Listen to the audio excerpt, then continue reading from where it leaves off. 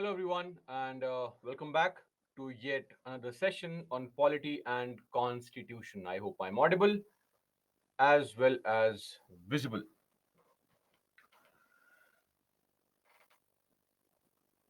Great, audible and visible.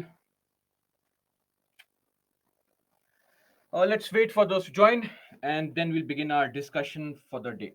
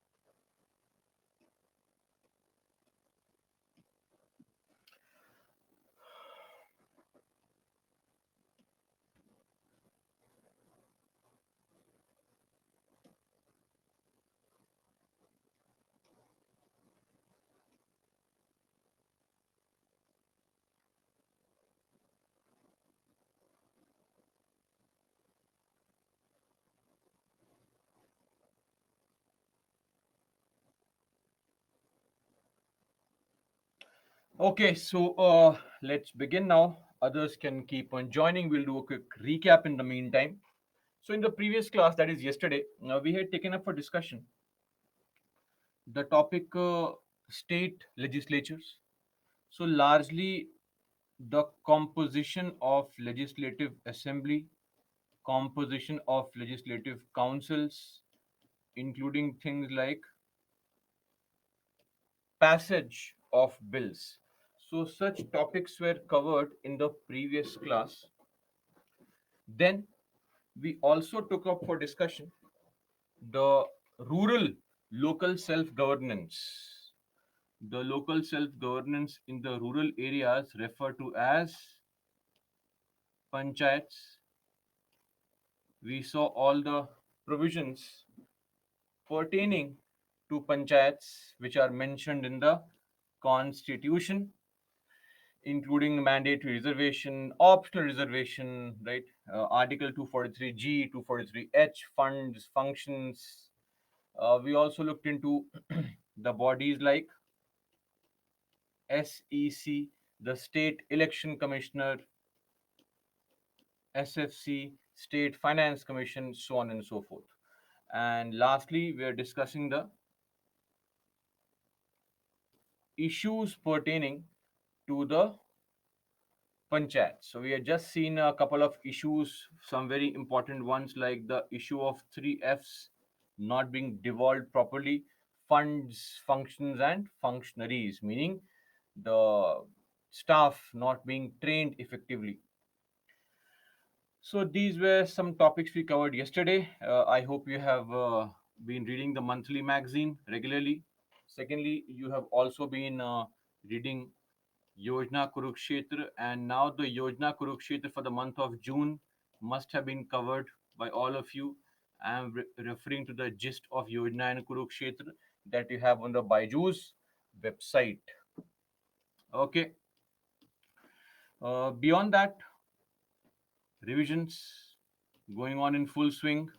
The PPT, answer writing for the PYQs. Clear? Uh, Now,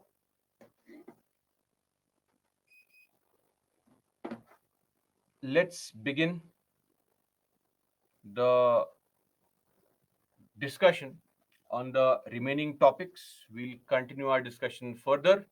But before that, five questions for the day, starting with the very first question.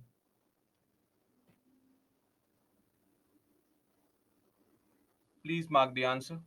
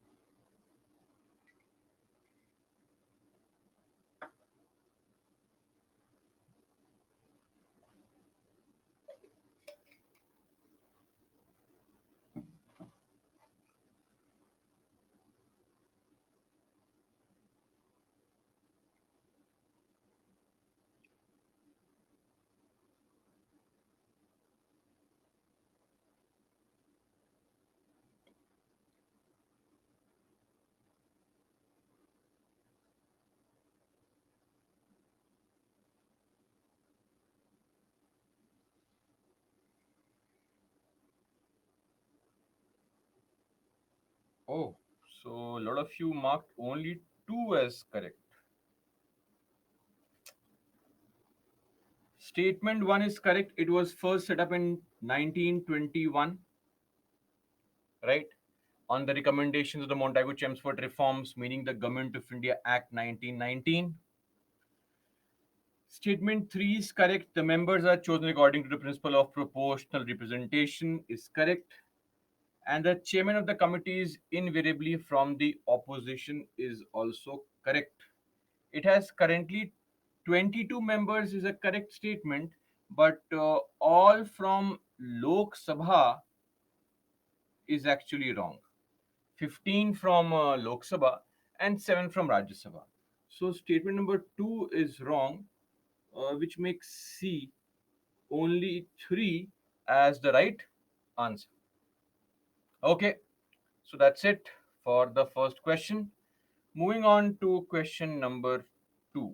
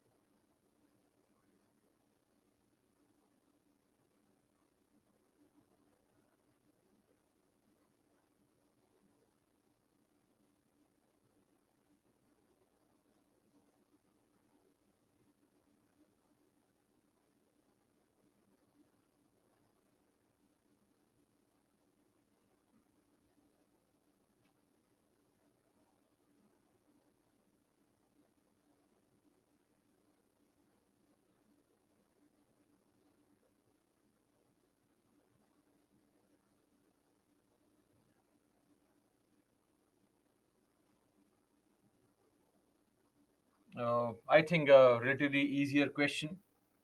So, of course, states bill can be reserved for the president, but once reserved, the governor has no role to play. So, referring to which article? Article 200, and the veto is what is the referential veto. Once referred to the president, the governor has no role to play with respect to that particular bill. So, B is the correct statement.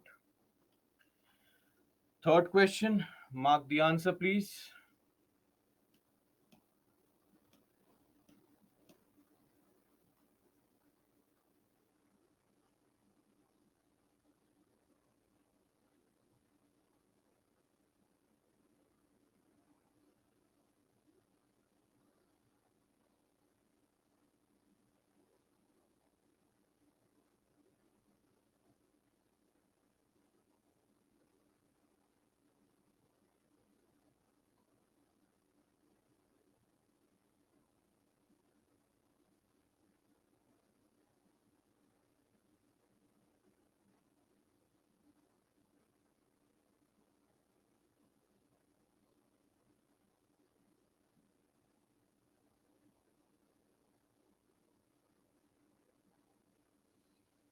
Okay, those who have marked 1, 2, and 3, constitutionally, to become the Vice President of India, you should be qualified for election as a member of which house?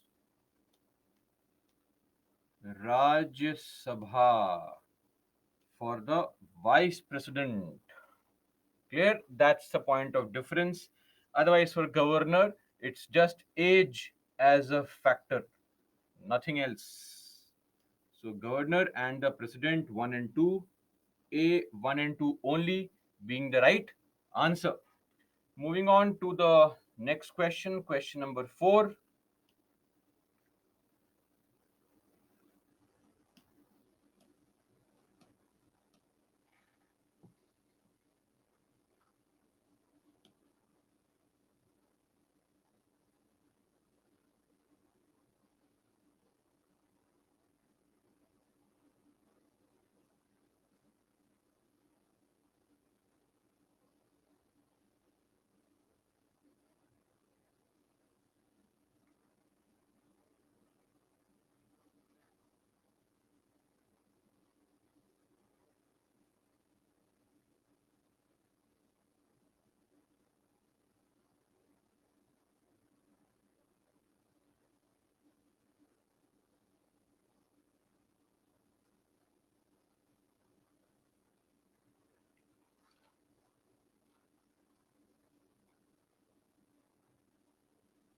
Okay. So, what amongst the following is a special power of Rajya Sabha not available with the Lok Sabha? So, a power which is only with the Rajya Sabha. Voting on demand for grants is a power of actually Lok Sabha. Introducing a privilege motion. Tell me, which house can we introduce the privilege motion in? Which house? Only Lok Sabha, right? Of course not. Either house. Privilege motion can be brought in either house, as a lot of you are mentioning. It is possible to bring it in either the Lok Sabha or the Rajya Sabha. The same thing goes for introducing a private member bill. It can also be introduced in either house. So, none of the above. D is the right answer. Last question for the day.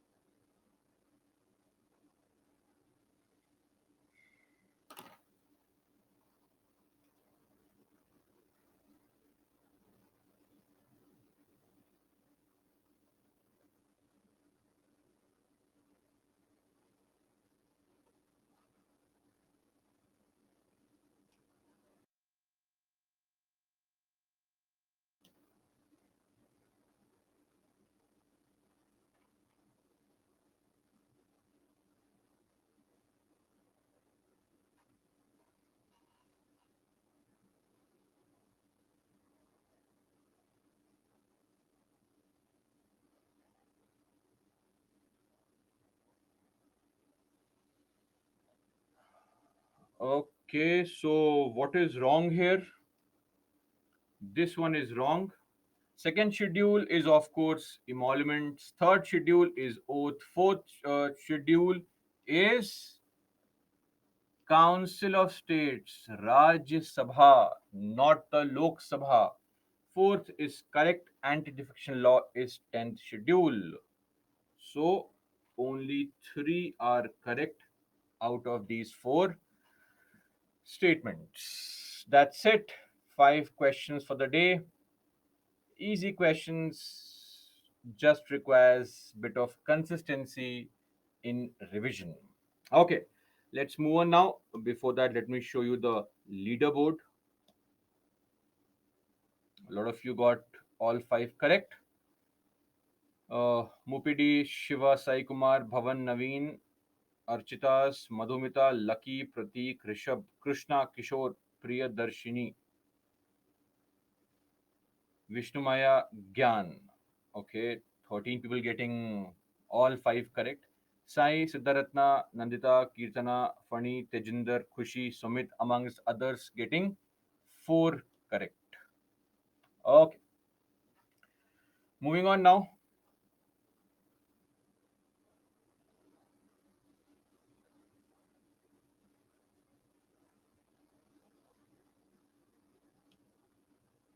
to the issues pertaining to the PRIs.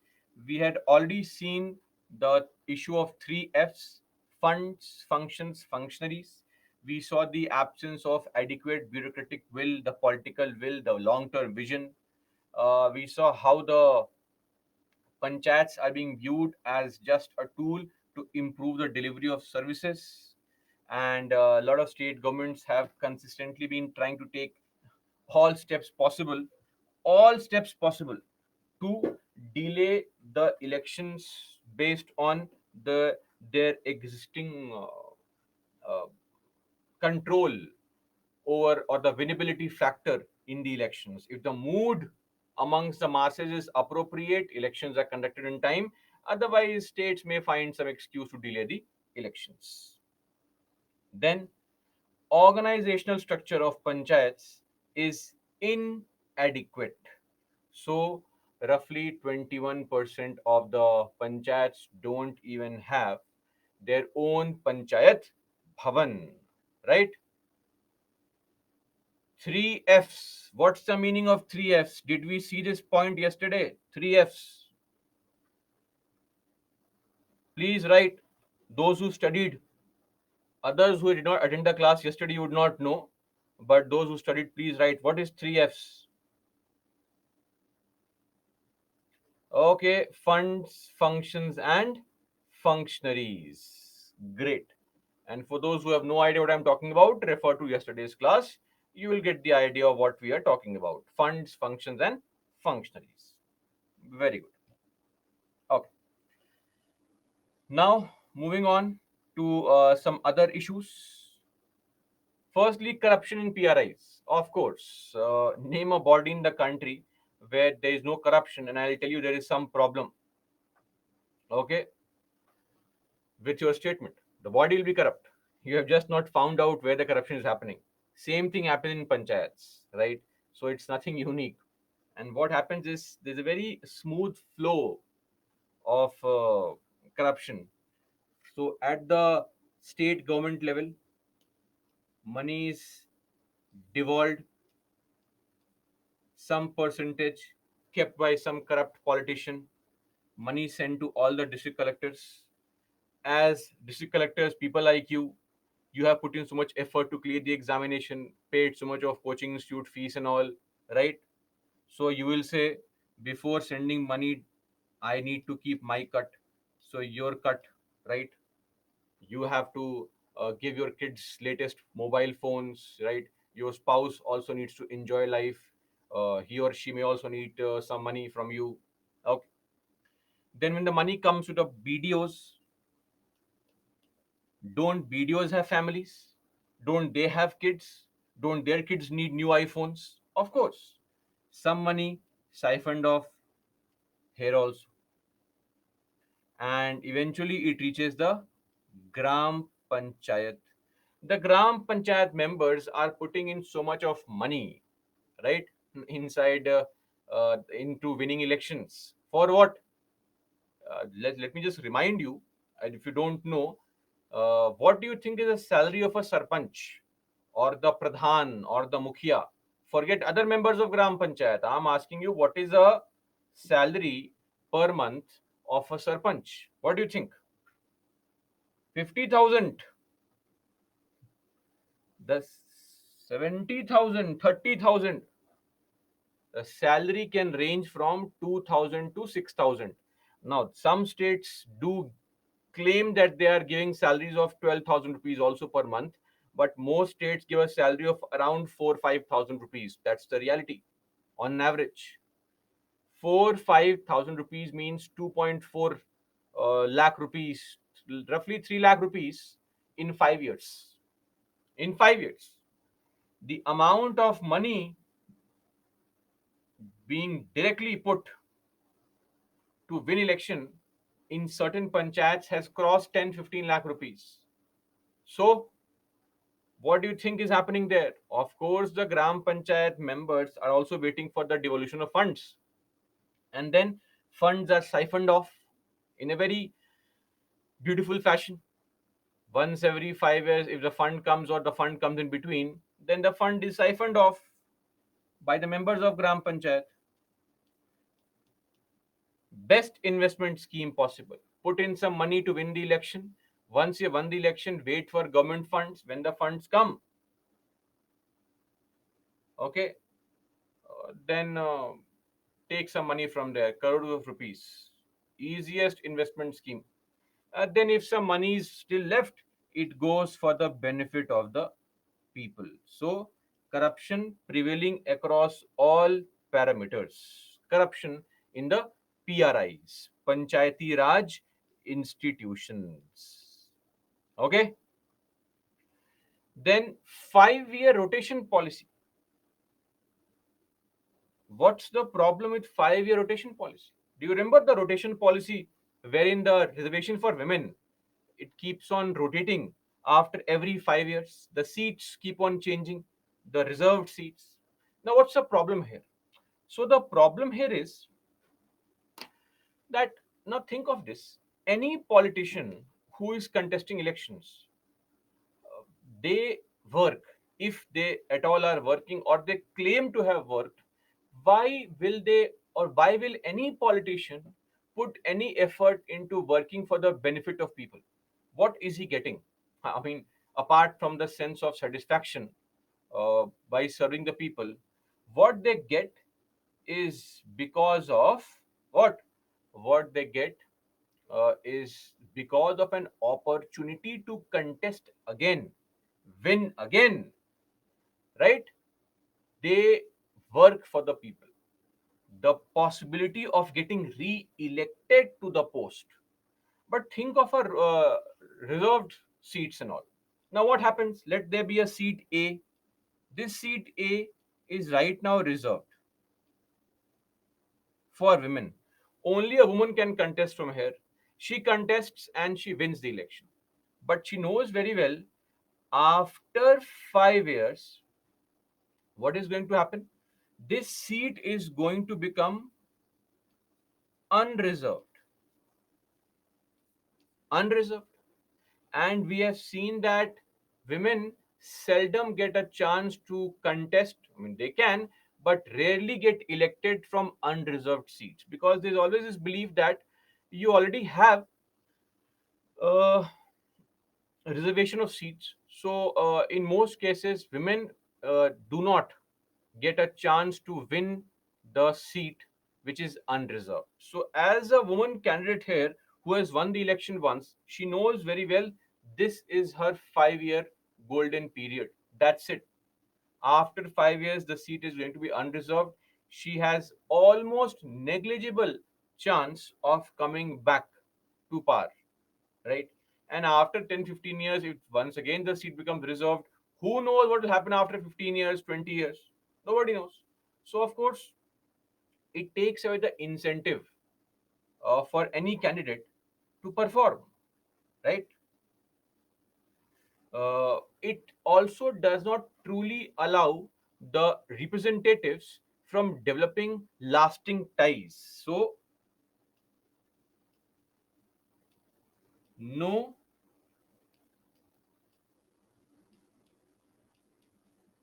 incentive to perform,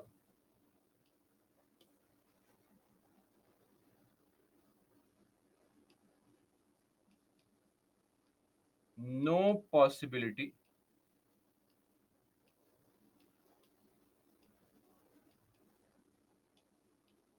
of re-election, or you can say negligible possibility of re-elections. Okay.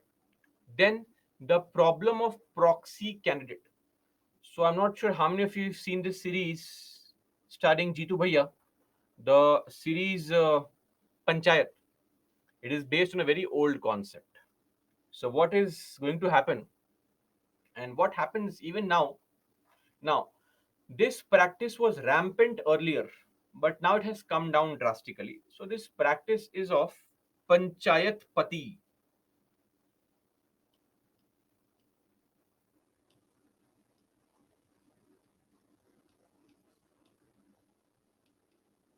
What is Panchayat Pati? There is a seat which is reserved for women, let's say. A woman contests from the seat, but after she wins the election from that seat, her task is over. She sits in the house and she would rarely go and take part in the meetings.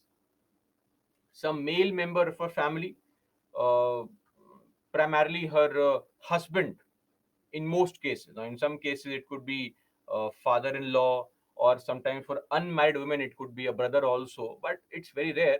In most cases, the husband is the functioning member of the panchayat. He goes and sits in the meeting. He takes part in the proceedings as if he was a member. Panchayat Pati, Sarpanch Pati. These are terms used in cases where the woman was rightfully elected, legally elected, but the husband is a person who is actually attending all panchayat meetings. The same thing happens for scheduled caste, scheduled tribe people also. Proxy, like in your school days, college days, Not school days. In school days, you would not dare to do all this. In college days, trying for proxy attendance, somebody marks the attendance on your behalf. Same concept here. Somebody else goes and attends the sittings of the Gram Sabha or the Gram Panchayat meetings on your behalf. Now, of course, this happens across the country even now, though frankly, it has come down. It has come down. This series is a very new one with a very old formula and story. Back in 1996 only, the National Film Development Corporation made a movie directed by Govind Nilani called Sanshodhan. This was a movie made in Hindi on the same concept, right? Same concept that there is a family where the newly wed couple and this daughter-in-law who has come from the city. So in the movies, you always show city people are very bad people. No. So the same concept, that city girl educated, she comes, she takes, she's asked by her father-in-law to contest elections because the seat becomes reserved, and then she starts attending meetings on her own, tries to assert her power, and the tussle between the father-in-law and the daughter-in-law and the innocent husband played by Manoj Vajpayee. He gets trapped in between, suffering. So that's the crux of the movie. Anyway, those were the days in which Hindi cinema used to make genuinely good movies, a balance of good and average movies. Unlike the current situation nowadays in the Hindi cinema, right? So now it's all about the brain defying, physics defying movies. Then, continuance of parallel agencies and parallel programs. My simple point to you. See, when it comes to any such body which is being deliberately being created and being given the same functions to perform, which ideally should be given to panchayats, this shows the intention of the government. I'll give you an example. There is a body. Now, if I ask you, rural development, rural development is a task which should ideally be given to panchayats.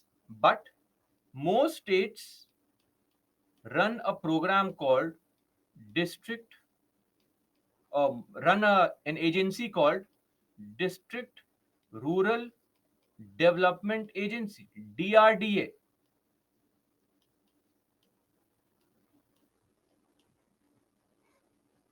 This agency performs the exact same task which is required to ideally be performed by the panchayats or district health and sanitation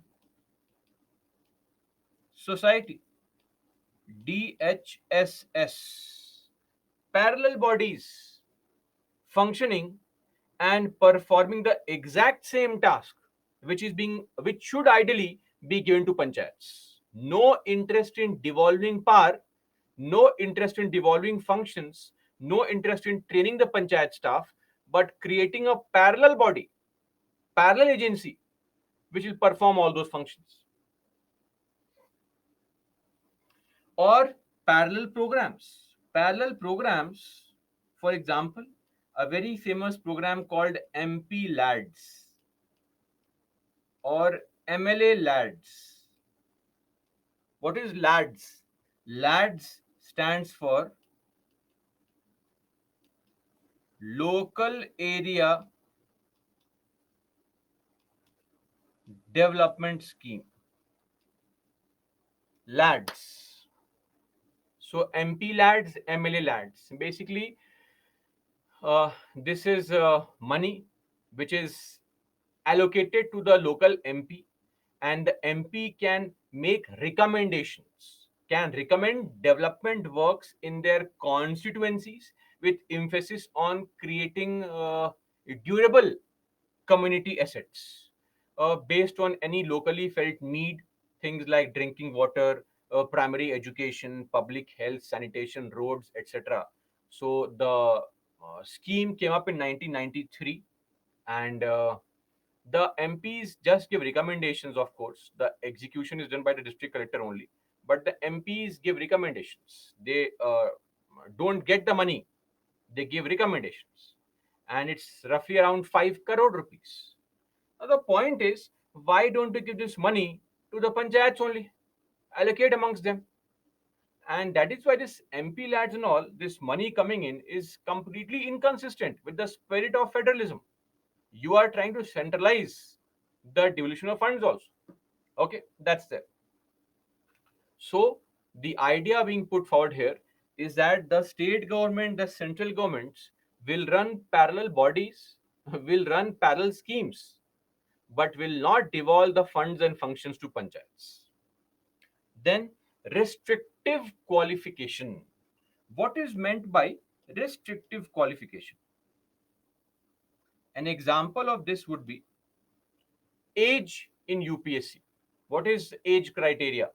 So in UPSC, uh, people who are below 21 cannot contest, cannot appear for the examination. People who are above a certain age limit, 32, 35, 37, whatever, they cannot sit for the examinations. That's a restrictive qualification. Or if you have no graduation degree, right, or are not going to get one in the next 1 year, you cannot sit for the examination. Restrictive qualification, those qualifications which prevent somebody, or lack of those qualifications prevent somebody from contesting elections. For example, here,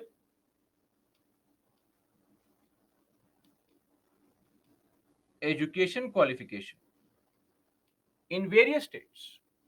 Not just this, there are some states which have a qualification which is toilets in the house, functional toilet,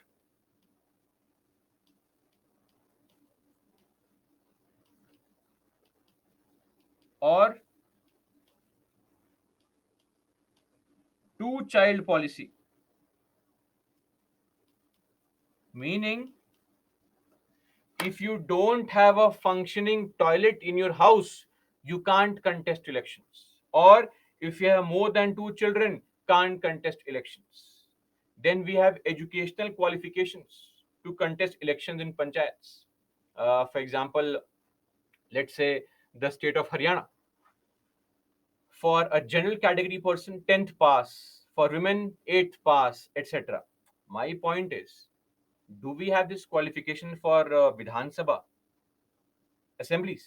Tell me, do we have any educational qualification for MP, MLA, MLC? No, we don't have educational qualifications for higher levels of politics, but we want to have educational qualification for lower levels of politics, right? Which is very weird. Then two-child policy. If you have more than two kids, can't contest elections. What is the link? There is no link only. Contesting election for panchayats, the idea is different. Do we have the same provision for our MPs, MLAs? Some of our CMs of some states have had 10, 15 children, 11 children in some cases, right? 11 children in some cases. I mean, I remember that there was this person who was called in one show. Was it KBC or a show called Jina Isi Ka Naam Hai, hosted by Farooq Sheikh, a very popular actor. So, in that show, a photograph was shown, a family photograph was shown of to a person, a politician, and he could not remember the names of his kids in the photograph. I mean, come on. And we think of all these so-called progressive measures at the lowest level of politics, where these can be a big challenge, right? So I'm not saying these are bad things. Very good. But right now, I don't know what is Article 14, which is right to equality. Whenever you make a law, you always need to justify the logic, rationale, the reason behind the law, and the purpose of creating restrictions. For example, voting age of 18 and above. Why 18? Because we treat 18 and above as adults. We assume that around that age you tend to become more mature. It is based on some basic logic. But here there is no logic. Panchayat elections are meant for democratic devolution of power. Functional toilet is meant for Swachh Bharat Abhiyan. These two are two separate good things, right? But no interconnection. And if you want to have education qualification, then why don't you start with the Lok Sabha and Rajya Sabha first, then the state assemblies, councils, then come to panchayats? Why don't the MPs and MLAs serve as an example for lower level of politics? So that's again a problem. But let me also clarify that these restrictive qualifications have been upheld by Supreme Court. Supreme Court says that these can be very progressive. These are progressive steps taken in the right direction, which can help in improving the quality of membership in the near future. Of course, right? So that's again there. But my point is, barring education qualification, two-child policy and functional toilet have no such role or direct impact on the performance of a person with respect to his or her role in panchayats. And if you want to have all these things, it is better to start at the higher level than starting at lower level. It's like, the father or mother should learn from the kid. So we expect the MPs and MLAs to learn from the panchayat members, which is wrong. Anyway,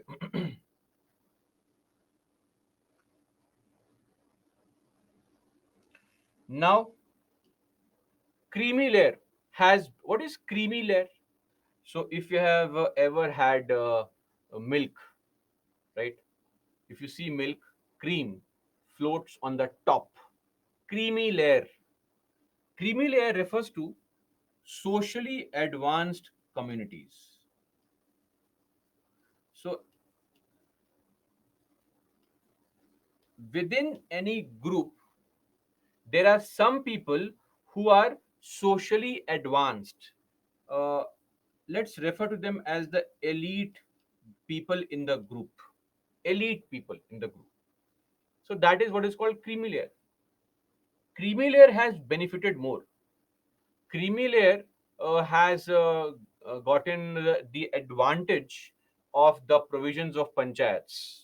Why do I say this? Is because in our country, we have almost 30% people are landowners, and they practically control everything in the village. Whatever funds or functions are devolved in the village, they are largely cornered by the rich and elite people of the village. So they benefit more. Then, violent backlash against assertive Dalits.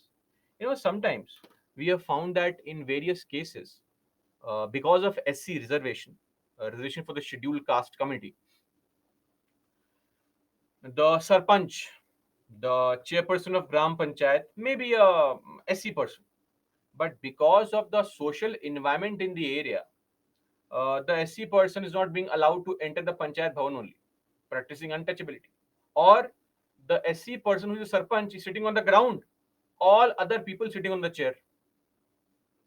And if the SC person tries to take part in meetings forcibly, he is beaten. These are very common issues that people have been facing. In fact, sometimes there has been accusation of people being killed because they wanted to assert the rightful power that belonged to them. There's a term for it called panchayat martyrs. People who lost their life for what? Just because they wanted to take part in the panchayat, gram panchayat meeting, because they are the sarpanch, right? So that's also a big problem in certain cases. Then, increasing criminality and rampant use of money and muscle power. Rampant use of money and muscle. What is muscle power? Muscle power is gundas, rowdy people, hooligans, Bahubali, not the Bahubali of RR of Rajmouli. No, that was in the positive reference. Bahubali, especially in the northern belt of the country, is a negative term, right? It has a negative connotation. Just to simply tell you, it's some local gunda who has risen to power by harassing people. Okay, that is what the person is, nothing more, nothing less. But sadly, these people have shown uh, their you know might in the local area, have created influence, including inspiring the youth also. And that is why in our country, glorification takes place through various movies and TV series of such people. Nobody knows who is Satyendra Dubey, but people would know the great stories of and would love to watch movies like KGF and Pushpa. Nothing wrong with that. Fun filled movies. But emulating such people is a big problem. So that is how it is, right? And increasing criminality is taking place. As I said, there has been an increase in the amount of money being spent in the elections for panchayats, because a lot of funds now come to panchayats. Okay, and with the funds coming into panchayats, the advantage that panchayats have is in the spending of money, wherein these local gunda mawalis, they will try to enter the panchayats, win the elections by bribing voters. You'll be surprised now that in panchayat elections in some areas, voters are bribed with money worth 2,000 rupees per vote also. 2,000 rupees for a single vote, right? This used to be the bribe given by politicians for Vidhan Sabha and Lok Sabha elections. Now this is a bribe being given to voters in the panchayat elections, right? Imagine the situation. And in various parts of the country, the bribes are being seen as giving a juicer, mixer, grinder, giving clothes, portable televisions, fans, etc. Okay,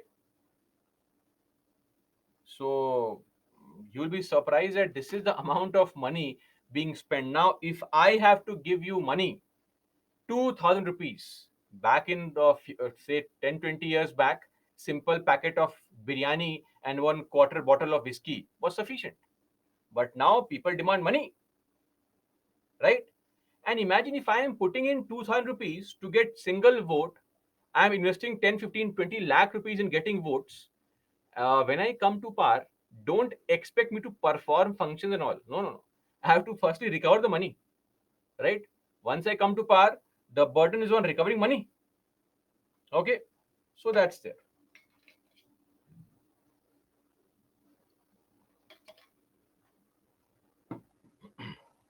Then the social environment in rural India is not conducive for grassroots democracy. The social environment in rural India, if you look at the rural India, you will find that the rural areas are controlled by the triad of caste, class,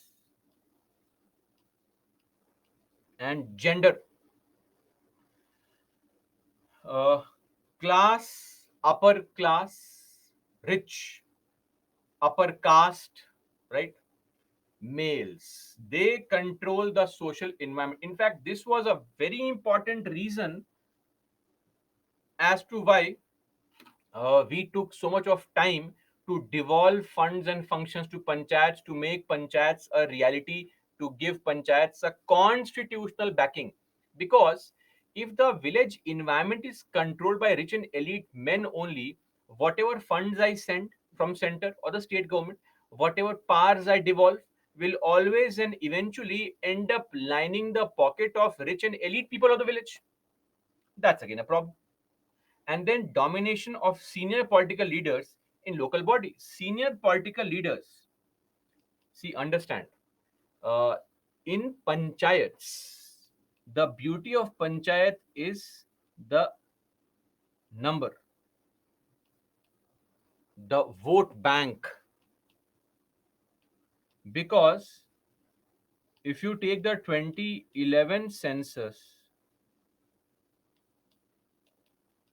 83.3 crore people are living in rural areas, right? This means roughly 68.8% of Indians are living in rural areas. They form a very viable vote bank. In democracy, what matters is vote bank. So the politicians will come, take part in meetings. In fact, we have seen the MPs, MLAs in some states being made members in the Zilla Parishad, etc., which is actually not correct. Because see, local bodies and panchayat elections were meant for local issues. If an MP or a senior politician comes in a meeting, he hijacks the entire meeting. The meeting becomes all about him or her. Imagine you are playing cricket in your own gully. Suddenly, Virat Kohli comes and says, "Come on, I'll also play." The entire game suddenly goes beyond the regular game, right? It's all about the star there. Same thing. So we have seen that local politicians try to dominate these meetings and all. They come and take part in those meetings, come and sit, try to exert their influence. Because if they exert their influence there, they command the people there in general, which will it will eventually yield more votes for them in the Vidhan Sabha elections, in the Lok Sabha elections, right? Where it actually matters. Then one very important point that we have also observed is that we have seen that panchayats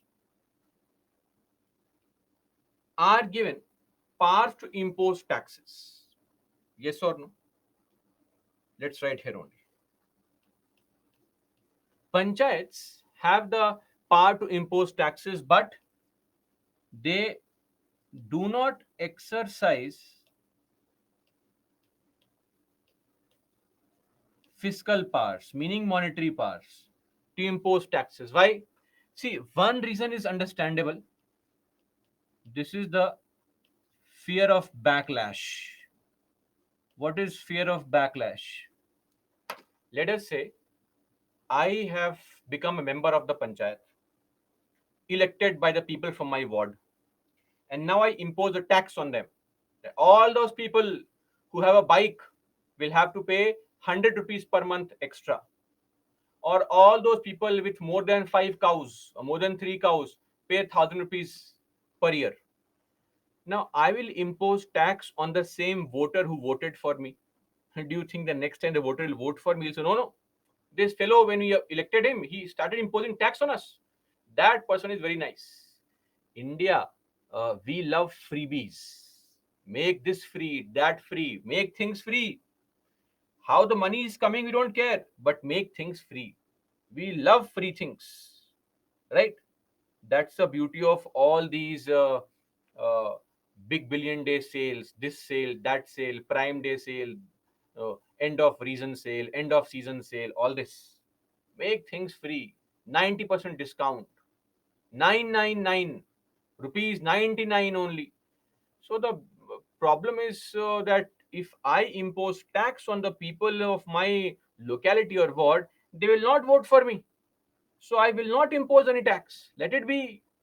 If the funds come from center or state government, we will do something. Otherwise, why will I impose tax? Fear of backlash from amongst the people. Second is also a problem of accountability. See, just to showcase a point in your own life, if you go on YouTube and watch some random video, whether the video has shown right content or not is of no concern to you, right? You will simply post under a video, very good video, nice video, waiting for more such videos, dying for a new video, heart emoji, this and that, right? Going crazy. When is the next video coming, right? But let's take an example here. If you have paid money here, you are so critical of everything, right? Uh, Faculty's dress is not nice. Smile is not proper. Smiling too much. Notes got delayed by 7 minutes 34 seconds. Right? You're not wrong here. The point is that when we pay money, we ensure that people become accountable. That is why in the country, taxpayers are the ones who are always angry because they pay tax, right? And they don't see good roads, they don't see the quality of the police personnel serving the country. They feel bad that I'm paying so much amount of tax and still getting nothing in return from the government. That's there. So accountability. If let's say you have imposed tax on the ward, 15 rupees tax per month, water tax. Now you are going out on a morning walk. You are a ward member there, panchayat member. You're on a morning walk, and suddenly your neighbor stops you. Said, "Wait, wait, wait, gram panchayat member. Last month I paid 18 rupees as tax. Why is the road not built? Why?" So accountability factor. Suddenly, when you start imposing tax on people, you become accountable to people. They'll question you. Otherwise, if you don't impose tax, no question. People also think I am not putting any money. If the money comes from the central state government, they'll do something, or else it's okay. We are living a life as it is. So these are some of the issues concerning the PRIs, right? And that is why nowadays the bigger question being asked by everybody is that though it may not be a very appropriate question to ask, but the correct the question being asked right now is this: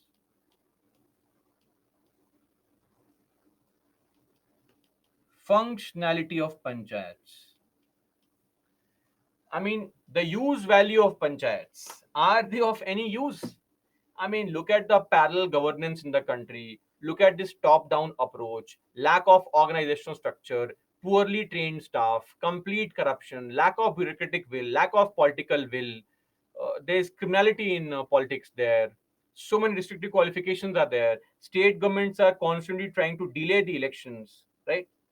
So, amidst all this, what eventually is the use value of panchayats? They are suffering from so many issues that sometimes we tend to feel that are they even effective as bodies?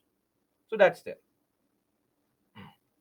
So these are all issues pertaining to the panchayats, fundamental problems of PRIs, Panchayati Raj institutions. Okay, so that's there. Now, coming to problems pertaining to women with respect to panchayats. See, first, let me clarify. There has been a very positive impact also on women. If you look into the positive impact,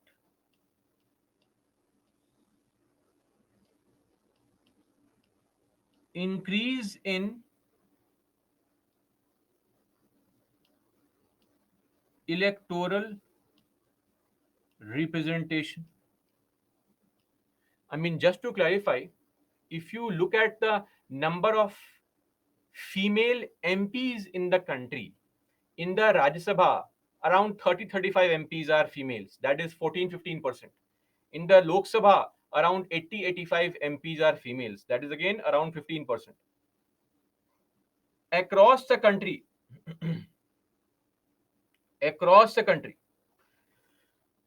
in all the states, you will find that the number of women MLAs, MLCs ranges from 9 to 15%.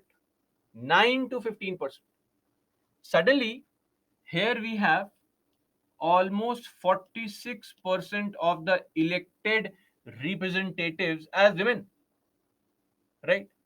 Which also puts India along the lines of countries like South Africa, Australia, UK, Sweden, Germany. In these countries, the representation of women is from 33 to 50%. So the panchayats and municipalities provide for such reservation, which ensure that there is a widening of the social base of politics, increase in representation for the women, for SCs, for STs, etc., which also pushes more and more women to come and take part in Gram Sabha meetings. We've also seen an increase in participation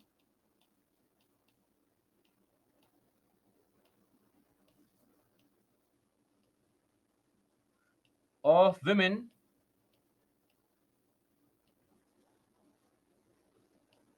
in Gram Sabha meetings. Because now, if you are a woman and you see a Sarpanch as a woman, you are more likely to come and sit in the Gram Sabha meeting, right? Then we've also seen that in certain panchayats which are headed by women, especially Sarpanch is a woman, you will find that those panchayats are focusing on fighting against social evils. Social evils like dowry system, social evils like, say, child marriage,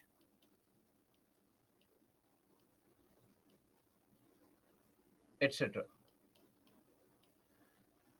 Remember dowry system? Some of you are planning also to take dowry after clear the examination, same dowry system. So women headed panchayats, we have seen that they are more interested, more focused towards negotiating such social evils in the country. Also, issues like domestic violence, etc. Then we also seen that increase in expenditure. So women headed panchayats, they have had increase in expenditure in areas of health, areas of drinking water, sanitation, etc. See, as a woman in the rural area running a family, the big challenge they have always faced is the issue of health of a kid in the family, health of their own health in the family, health of the elders in the family, because of poor quality of drinking water, lack of hygiene, sanitation, etc. So once they become a member of the panchayat, their focus is on removing such issues first. So we have seen increase in expenditure in such areas, right? Not to say that men are unclean people, right? But this is also an advantage, a positive impact that we have seen as far as women are concerned, or the reservation is concerned. And also, let me clarify, the current situation of reservation for women has increased to 50%. Also, where should I write? Let's write here. Most states have made up to 50% reservation for women. Most states meaning 21 states. There are only few handful of states, most of them in the northeastern part of the country, and two. One is Goa, the other is UP. UP is the only large state which does not have 50% reservation for women. It's only 33%. But in all other states, it is 50%, right? And so far, states like Arunachal, Manipur, Meghalaya, Mizoram, and Nagaland. These five plus Goa and UP, the only seven states which don't have 50% reservation. Recently, Haryana also joined the group of the states which have up to 50% reservation for women. But then, despite all these things, there are still some challenges which continue to exist. Of course, see, it does not seem appropriate, but that's the harsh reality. Whenever any question is asked on women's issues and concerns, these two problems have to be noted down. Seems slightly insensitive, but that is how it is. We have to write this, right? These are the two problems that women face across the country, and not just the country, across the globe. First is the problem of dual responsibility. Dual responsibility meaning what? Work and home. Whether you are working or not, you have to always manage the house, household task. You come back from work and you are again working in the house now, right? So work never ends. There is no retirement age for housewife, right? It continues till you die, constantly in the, and no holidays, mind you, no paid leaves as well. Even right now, there are a lot of people sitting in the same class who would agree on this, that if your mom leaves the house for say 2 hours, 6 hours, 1 day, 2 days, the burden falls on the shoulder of the girl child to run the house, to ensure that your elder brother, younger brother, they are getting food properly, as if they cannot get their food uh, by themselves, right? So this is there, and surprisingly, it is visible in our society, in our house only, and we tend to ignore it. And the the real issue comes from nowadays. A lot of the fathers who have had a girl child, they have become more liberal towards their daughters, letting them work, right? As if there's some control that they had earlier, but letting them do what they feel like, at least giving them the independence that they need and deserve, all these things. And women also proudly say, see, my dad is so cool. I wish your dad was as cool as he is with you, as he was with his wife also, right? So the same women in their same household have seen their mother suffering for their entire life, and suddenly the dad becomes very cool because he's giving them the liberty. That's not cool. It's just for a temporary period, or maybe because of societal pressures, or maybe whatever reasons are the reasons, people have changed. But anyway, any improvement is a good improvement. So the women there may have been suffering, but nowadays at least people are turning to be more cool, more liberal, right? No, that is okay.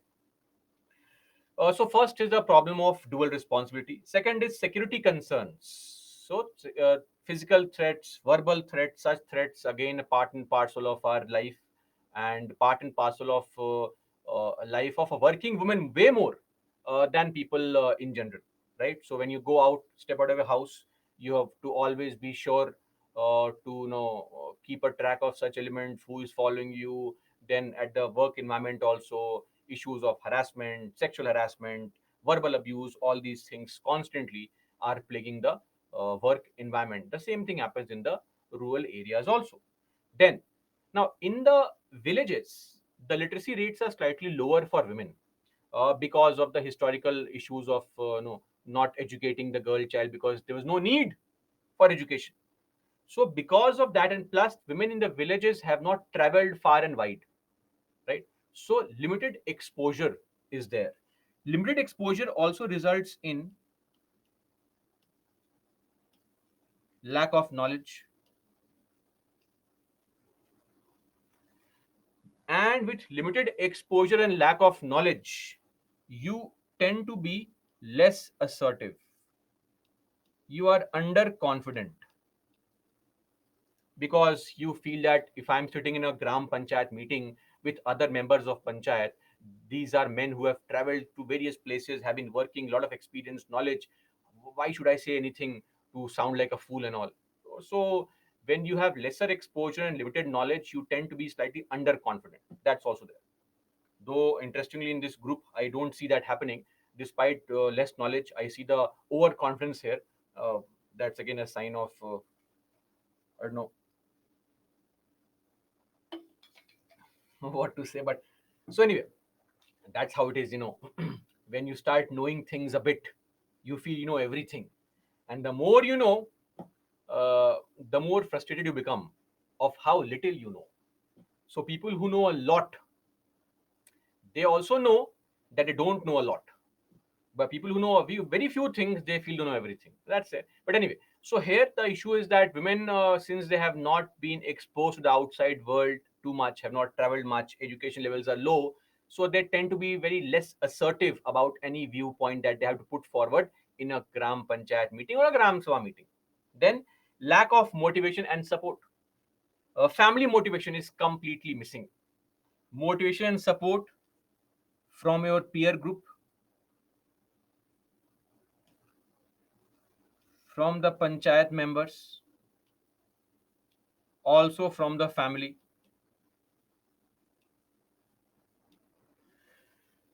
Then restrictive qualifications. Now you will say restrictive qualifications, what is the problem there?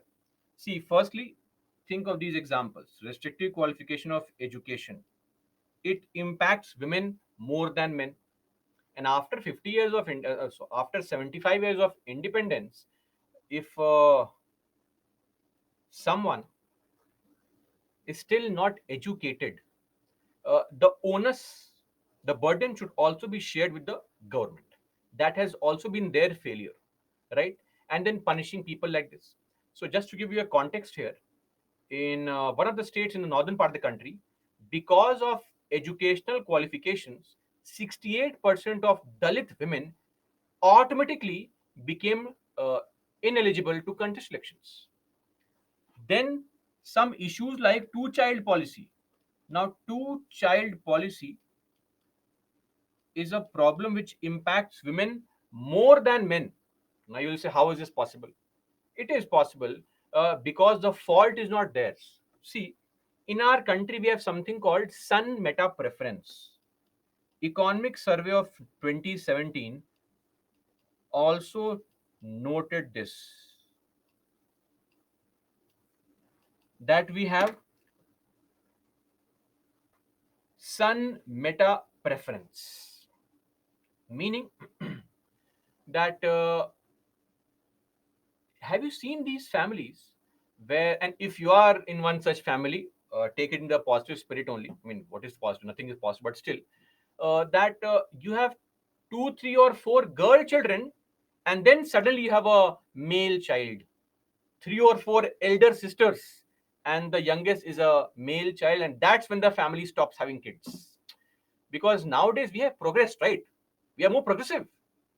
We are not killing women children now. So that is progressive nature of ours. But we want a male child, or else how will our great family generation, which is a generation of legends, how will the generation carry forward without a male child, right? So eventually we need to have a male child. No, but on a serious note, frankly, at least we have moved beyond the stage of killing the feticide of the female feticide. That is something we have gone past, thankfully, right? But we have to also get out of this mentality. But sadly, we still prefer male child. Now, in a village, in a rural area, women don't have control over their bodies. The family decides. The family decides how many kids you have. So, if a woman has no control over her own body on deciding how many kids she can have, then I think the right uh, uh, restrictive qualification is on family, not on the woman. It should be on the family. The woman has no control over her body, and then you are punishing her for something where she had no control over. That is why it impacts women more. These restrictive qualifications impact men more than men. Okay.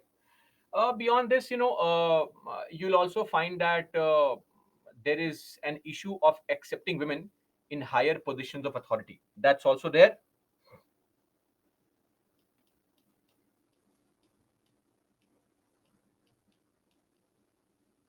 Accepting women in roles of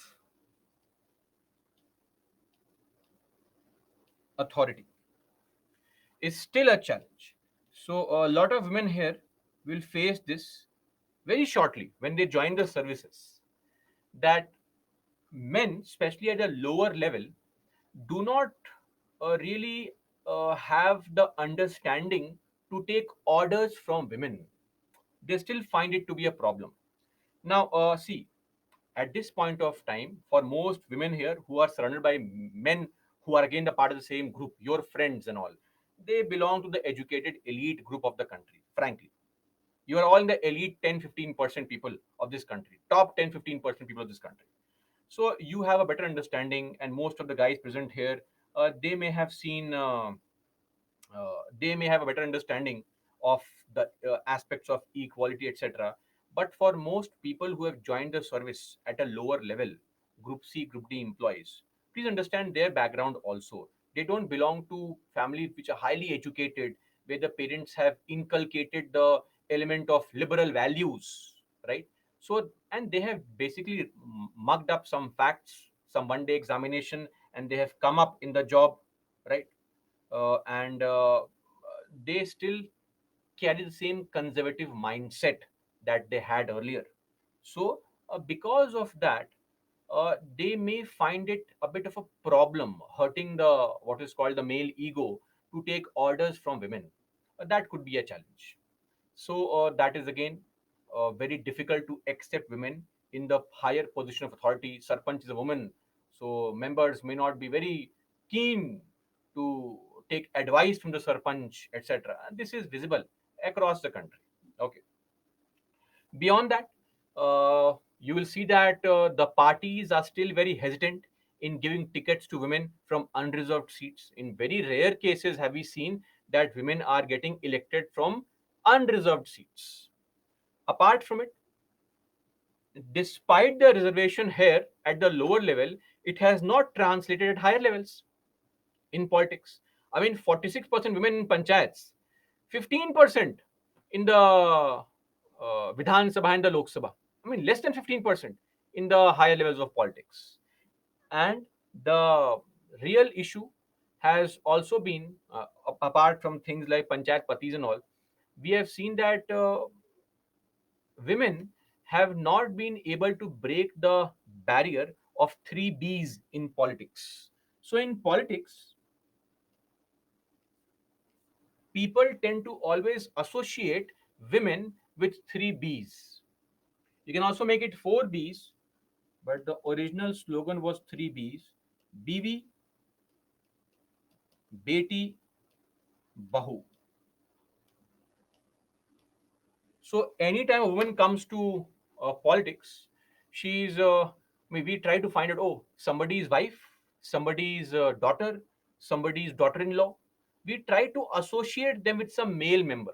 Now, don't quote an example of Mayawati or Mamta Banerjee. These are few women who have risen to greater height in politics on their own, right? So some women will rise and break all the shackles of challenges. But large, look at Sonia Gandhi also. Whatever your concern may be with Congress and Sonia Gandhi, we have to appreciate this fact that this lady took the party from shambles in the 1990s and took the party to victory in an election, defeating a BJP government led by Atal Bihari Vajpayee, one of the most popular prime ministers this country ever saw in the recent times. Not in terms of being famous, in terms of being largely acceptable to all the people, right? So that is how, and even now you always see the press and the people associating her with, oh, foreigner, oh, Indira Gandhi's daughter-in-law. That's how it is. You go down south, you find Jayalalitha, despite her at one point of time getting more fame and name, getting almost equal pay in her movies compared to some legendary actors like MGR and all. Still, this association always, oh, because of MGR's help, she could rise in politics, ignoring all that she achieved on her own. But this is always going to be a challenge, right? So, viewing them outside these three roles in politics is has been slightly difficult. So these are some of the issues concerned with respect to the challenges pertaining to women. Now, some of these challenges, see, men will also face these challenges, but women face these challenges at a slightly higher level. Again, it all boils down to what is the knowledge level we have. So, recently there was a petition in the Supreme Court to come up with a national committee. Fourth B stands for, there is no fourth B, but in case you want to add, it can be Behan also sister. The fourth B. But the original slogan was only three B's, so we use three B's only. So recently there's a petition which was dismissed yesterday only, I believe, in the Supreme Court, that some of the men had gone to file a petition. We want a national commission for men also, because men are also committing a lot of suicides. Definitely. Who says they are not? Have we not seen so many cases of informed, educated women harassing their husbands? We have. The point always boils down to percentage. And this is a sad part in our country. So, those people who have more information and knowledge, they largely misuse the information and knowledge to their own abilities, to their own advantage. So, for every 10, 15 women who are suffering in the villages, there will be two or three women in the urban areas who are harassing the men, of course. But the problem here is that we have to always look into what percentage, right? So that is always going to be there. Largely, change in the so-called patriarchal character. Firstly, patriarchy. What is patriarchy? Patriarchy refers to a society where the decision making power rests in the hands of men. So, for patriarchy, let's not just blame men. Women are also to be blamed. We have seen so many cases where women become the biggest enemy of the other women. That happens within the family also, right? So, these things are visible in our society. So a larger perspective needs to be changed. You'll be discussing more of this when you study social issues.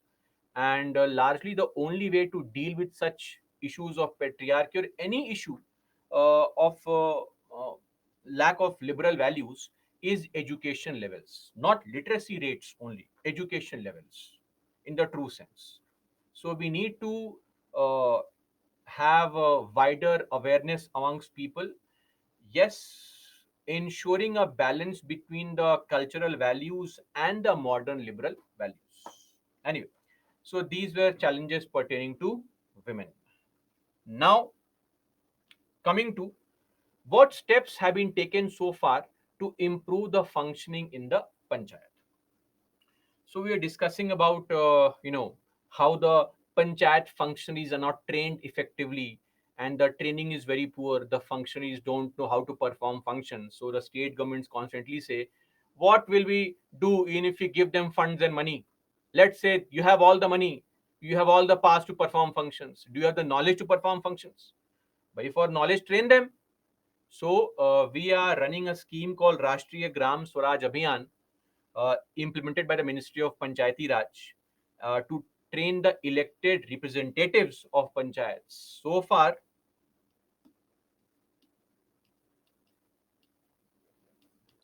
1.42 crore elected representatives have been trained. Okay. In fact, just to give you an estimate, in 2022-23, uh, around 610 crore rupees was spent on the capacity building. Rupees 610 crore spent on what? Capacity building. What is capacity building? Training. Capacity building means training. Kids call training, legends use capacity building. Since you are legends, please use capacity building. Okay. So in Labasna, when you are selected, what is going to happen? You will not be trained, your capacity will be built. Okay. So capacity building is called training. Then so we have all these things called SDG, Sustainable Development Goals, 17 goals, 69 targets, all the 169 targets, all these things. So the functions that can be devolved to the panchayats, right? The various developmental plans that the panchayats can work on, they have now been localized, localized around the SDG, Sustainable Development Goals, into 9 themes.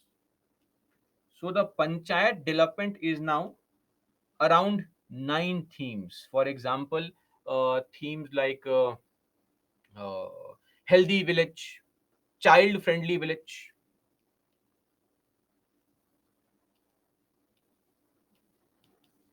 healthy village,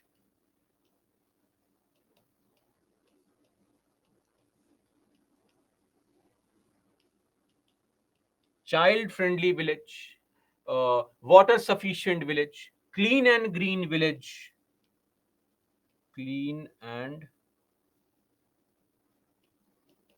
green village, then women friendly village. So all these things are there. Nine different uh, themes have been created along the 17 SDGs in areas where panchayats can be given the functions to perform. And then based on, see, there are nine different schemes. I just give examples of four or five. Other three or four remain, right? So don't ask me, sir, please write all nine. It just wastes time. Examples are sufficient.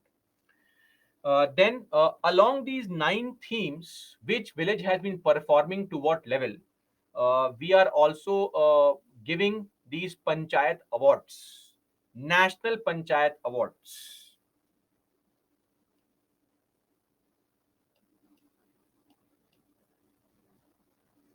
being given since 2022 along these nine themes, aligned with the nine themes. So we have two different types of awards. One award is the Deen Dayal Upadhyay uh, Panchayat Satat Vikas Puraskar. It is for individual theme. So which panchayat was the best under healthy village? Which Zilla Parishad was the best under healthy village aid scheme, etc. So two awards: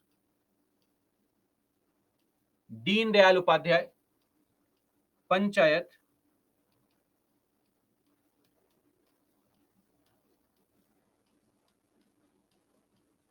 Satat Vikas Puraskar under individual category, and then uh, aggregate performance based award, that is the Nanaji Deshmukh Sarvottam, Nanaji Deshmukh Sarvottam Panchayat Satat Vikas Puraskar. This is for aggregate performance, overall performance. So it creates a healthy sense of competition amongst the panchayats also, that they perform well, then awards can be given, recognition can be given, money can be devolved based on their performance, right? Apart from it, we have seen so many e-governance initiatives. Uh, Firstly, we have a website launched by the Ministry of Panchayati Raj, that is called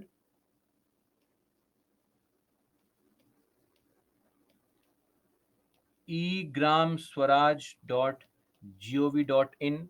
This was aimed at bringing transparency. Secondly, we have something called egram. This is an app, mobile app, a link between the panchayat and citizens, wherein the citizens can get information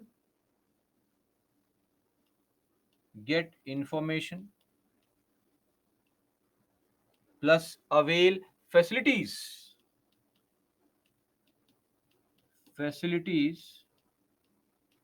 via mobile application, or the e-gram swaraj, the entire concept of digitization of panchayats, where we are using technology in every aspect of local self governance, whether it is maintaining the details of panchayats, maintaining details of all the members, how many panchayats are there, how many members are there, all these things, details of finance, accounting, updating the progress report, what task has been completed in the panchayat. If you are say building a school only, what stage, after 1 year, what stage, after 2 years, what stage, all these things. Then when you create any kind of asset, let's say you install a hand pump also, geo tagging of the asset so that the location can be tracked and tagged that now we have built an asset. Clear? The e-gram swaraj or the eGSPI, whenever the panchayat procures any kind of product, any kind of material, right, vendor payments are made online. In fact, as of now, currently 90% payments are made online, right? So if the panchayat is purchasing bricks from somewhere, panchayat is purchasing tables from somewhere, online payment, all online. So the more uh, online availability of records, the more transparency, lesser is the corruption, right? So that is a beauty of e-governance, that it ensures transparency, right? Transparency. Then coming to the steps that we can take in future, second ARC recommendations. What is ARC? ARC stands for Administrative Reforms Commission, right? Second ARC. So this ARC has been created under the DARPG. What is DARPG? You can Google for the full form. I'll just tell you the full form right now. DARPG stands for Department of Administrative Reforms and Public Grievances. So there's a ministry called Ministry of Personnel, Public Grievances and Pensions. In that ministry, there are three departments. One is the Department of Pensioners and Pension Welfare, Pensions and Pensioner Welfare. Second is the Department of Personnel and Training, not personal, personnel, PRSONNEL, staff, personnel and training, DOPT. All those people who become IAS officers in future, that DOPT is going to be the controlling agency or controlling department for IAS officers in the country. Third department is the DARPG, which looks into improving the administrative regime in the country. So second ARC uh, was formed in 2005, has given 500 has given 15 reports on various topics. One such report was a sixth report on local self-governance, that is panchayat. So recommendations that they have said should be incorporated.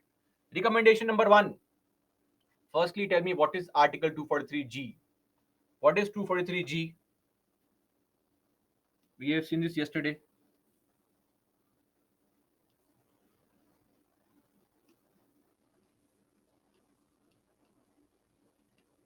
Functions. What functions can be devolved for panchayats? Right? Powers and responsibility. 243W is for municipalities. The exact same article is there for municipalities also. We have not seen that, but there is no difference. Exact same article is exact same words for municipalities also. So right now, what we want is that all the functions that are to be devolved. We saw how in the article the language is the legislature of the state may by law. What is may? May is optional. We want to replace it with the word shall. Shall means mandatory. Make it mandatory to devolve powers. Then MPs, MLAs, MLCs, they should not become members of local bodies. That's what second ARC said, that please don't make them members of local bodies. They hijack the entire meeting. They nationalize the local issues. They said the entire local issues get hijacked, controlled by the bigger politician, and the very smaller issues which would have been settled at the grassroots level only are uselessly, put in the national or the state wide framework which it may not warrant or deserve.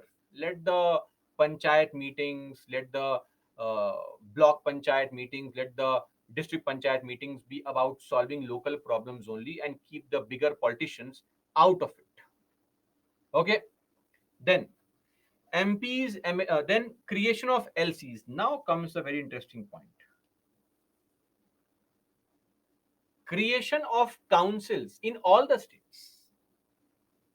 So what second ARC said, and we'll just add to it. Second ARC said, look at Rajya Sabha. What is Rajya Sabha? Rajya Sabha is the representation of states in the parliament. Similarly, we can have local bodies as a representation, legislative councils as a representation of local bodies in the parliament, in the state legislature. So, as of now, one third MLCs are elected by local bodies. Yes or no? Remaining one third by MLAs, 1/12 by teachers, 1/12 by graduates. Why graduates, teachers, MLAs? Remove that. Increase to 5 by 6th. Okay. Then remaining 1/6 for governor's nomination. Clear? Remaining 1/6 can be for governor's nomination. So when you increase the number of MLCs who are elected by local bodies, then the council can act as a representation of local bodies in the state legislature. So LC to act as representation of local bodies in the what? State legislature. But then there's also a small problem here. You may say, sir, so what? They don't really have any power, unlike Rajya Sabha, where Rajya Sabha has joint sitting power also. We can do that. Plus, equal powers on matters related to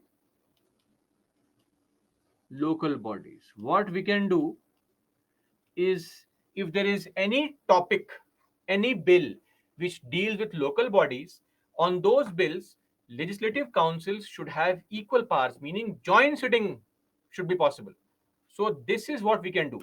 Firstly, step number one, increase the what? Increase the representation of local bodies. Why do we need the MLAs to choose MLCs? Remove that. What is this graduate and teachers thing now? Remove that. 5/6 of the members should be chosen by local bodies. Remaining 1/6 governors nominations. Experts can also come.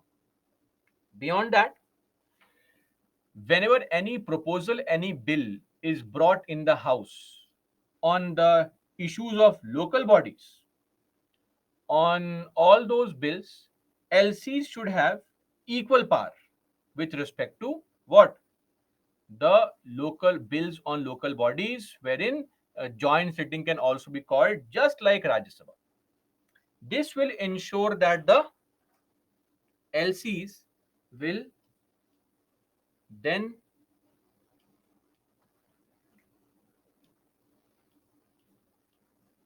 act as a true representation of local bodies in the state legislature, just like Rajya Sabha is the representation of local bodies in the uh, representation of states in the parliament. Then, appointment of SEC should be done by a committee, state election commissioner. So, what we have seen recently is that, the problem with SEC is that the state government can appoint an SEC. Now, who is an SEC? State Election Commissioner, SEC. So, the state government can appoint an SEC, can't remove him, because the removal is the same as High Court judge by the parliament. So, the governments have become very oversmart now. They will appoint some completely pliable, corrupt officer loyal to the ruling party as an SEC. In fact, recently Supreme Court in one judgment, Fauziya Imtiaz Sheikh case, made a judgment that state governments please appoint independent persons only as SEC. Second, ARC had observed it 15 years back only. It had said that when you're appointing SEC, please, it should be done by a committee comprising of the chief minister, speaker, and the leader of opposition in the assembly. What is LOP? Leader of opposition in the assembly. Then, why should the state government decide on reservation delimitation? The SEC should be made the in charge of reservation and delimitation. It ensures unbiased approach with respect to deciding the constituencies and SC/ST reservation. Apart from it, Government of India, GOI, Government of India Government of India should draft a framework for laying down basic principles of devolving powers, functions, and responsibilities. Right.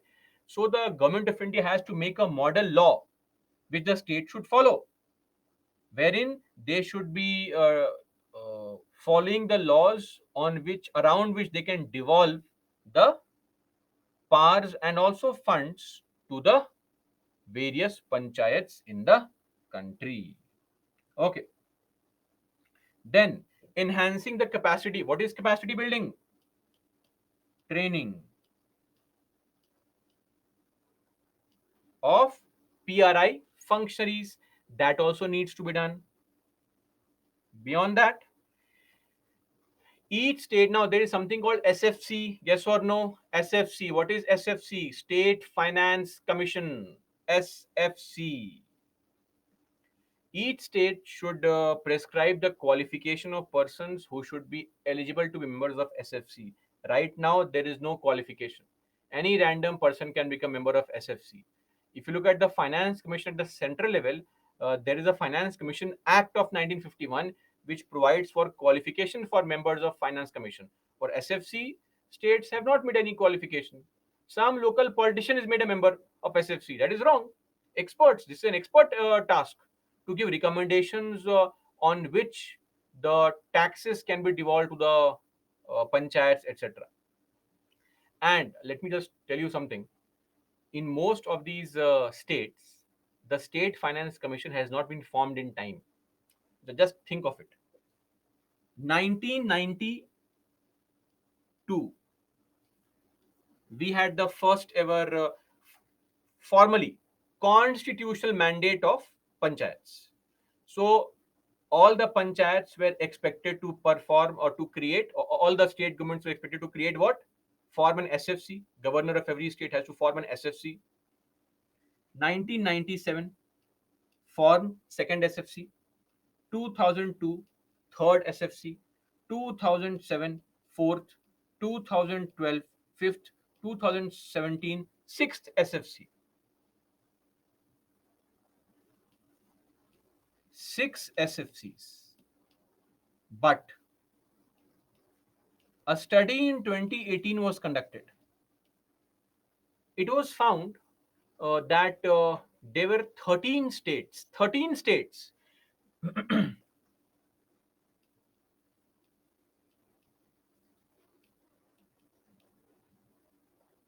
only 3 SFCs or less. 11 states had made either 4 or 5 SFCs. There were just 4 states which had made SFC, State Finance Commission, every 5 years. Bihar, Punjab, Rajasthan, Assam. That's it. Imagine the central government does not constitute a finance commission in time. States will go crazy. They'll pounce on the center saying, look at the fascism, look at the lack of democracy, look at what is happening. What are you doing? Are you following democratic norms properly? Are you following the constitution properly? States like Goa, Gujarat, Manipur, third SFC, Arunachal, Mizoram, second SFC, they have shown practically zero interest in forming a finance commission, right? So that's a sad state of affairs. And even after SFC is formed, the report is never tabled in the House because SFC is a constitutional body. SFC has to submit its report to the governor, not the parliament. Governor, because it's a body in the state. So governor has to table the report. But if you remember, while we were discussing the parliamentary committees, I had mentioned that whenever any report is submitted, the government has to also attach what? Tell me, what does a government have to attach and then table in the house?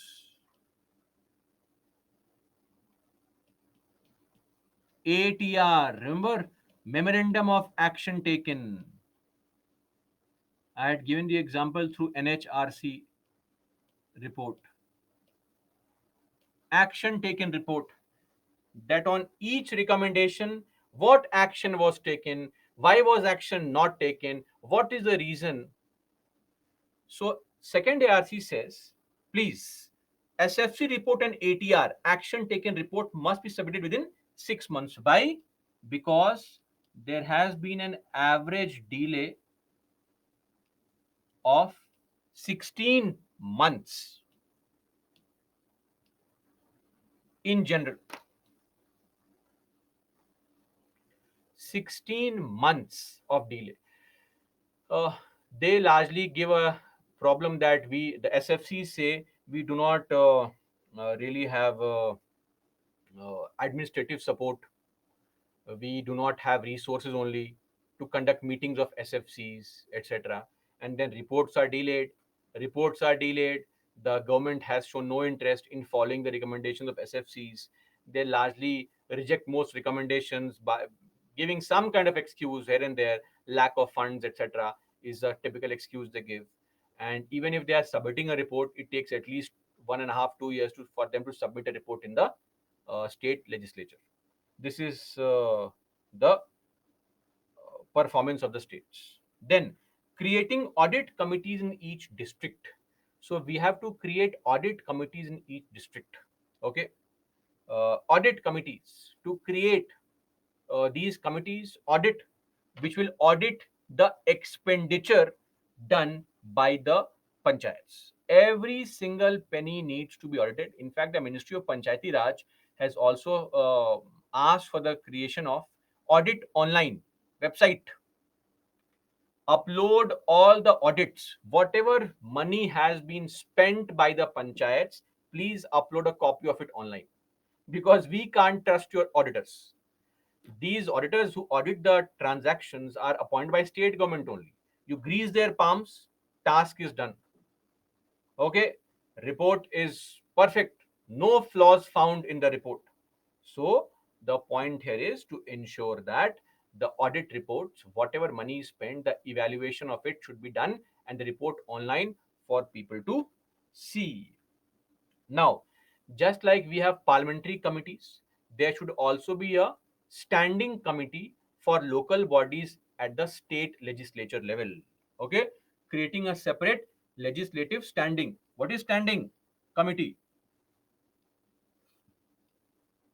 Permanent committee comprising of MLAs and MLCs at the state legislature level.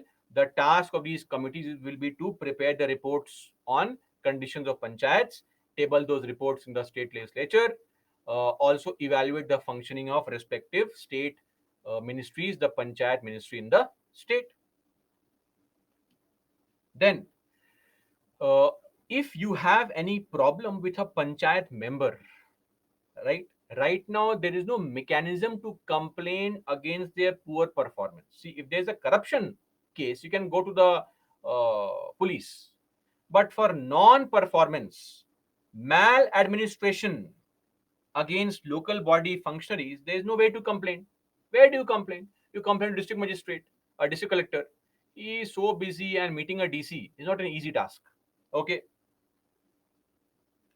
so the point is, we have to create an ombudsman. What is an ombudsman? Ombudsman is like a watchdog, which will ensure that the all the members of the Zilla Parishad, the district panchayat, the intermediate panchayat, and the Gram Panchayat, if any citizen has any problem, any issue whatsoever with these members, you can directly approach the ombudsman. Just like you have Lokpal for central government employees, Lokayukt for state government, we should have what? a separate body to deal with all these complaints. Because see, some states run programs like toll free number, hotline number, call the PM, or not the PM, call the CM, call the minister. I mean, come on, those are more gimmicky than actually performing bodies. Because a random telephone number may not be sufficient to entertain all types of complaints. So what we need is a proper body, a setup where you can go and complain, just like a Lokpal or a Lokayukt. Clear? Then abolish parallel programs, programs like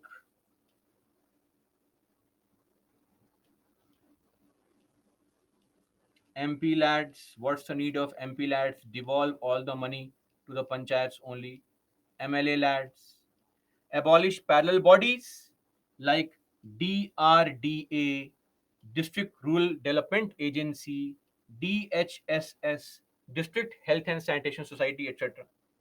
Then comprehensive utilization of ICT. What is ICT? Information and Communication Technology in data management and delivery of services, use of e-governance.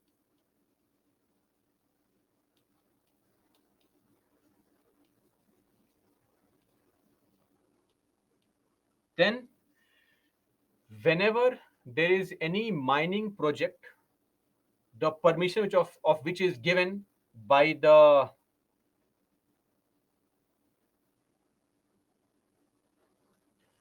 permission of which is given by the central state government, all such approvals of these mining projects should be done, uh, of course by the respective governments. But when you are giving license to any mining project, we want the panchayats to also be given a proper share of the mining project.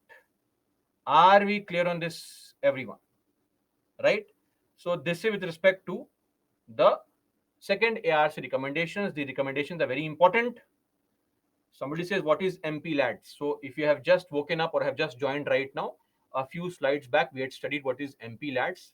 Member of Parliament, Local Area Development Scheme. MP lads, Local Area Development Scheme. Okay, so being awake is also a very important element. We expect so much from panchayats, so please wake up.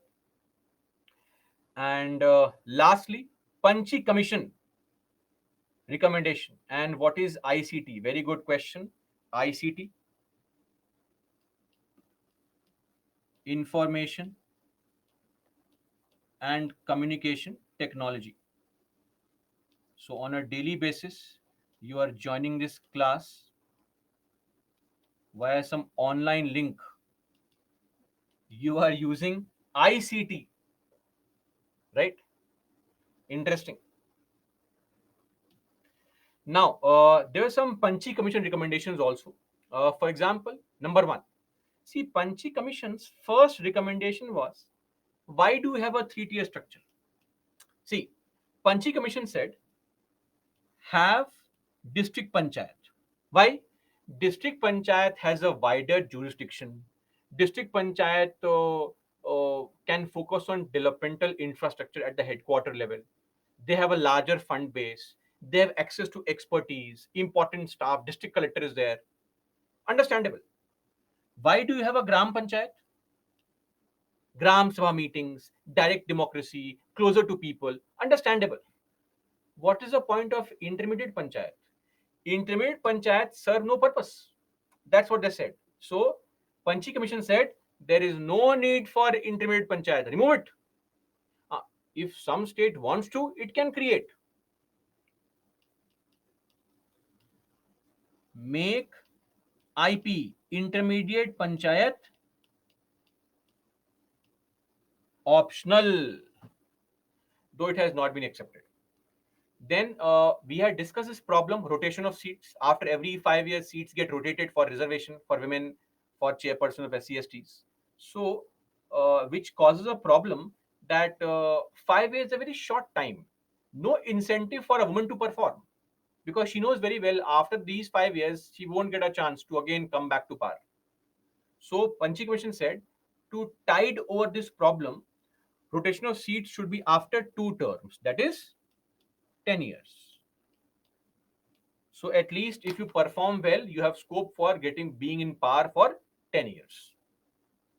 Then every state government should set up a separate commission. Separate commission must be set up every 5 years, which should monitor the devolution process. What is devolution process? The three F's: devolving the funds, devolving the functions, devolving the functionaries.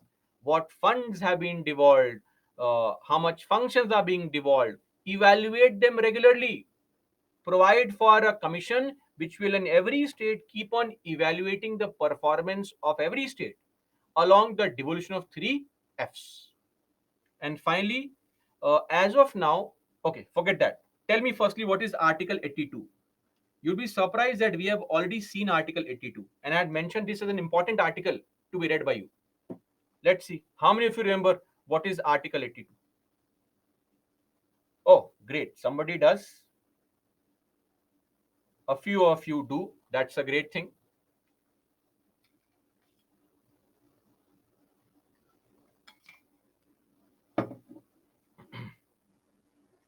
Article 82 for other innocent souls.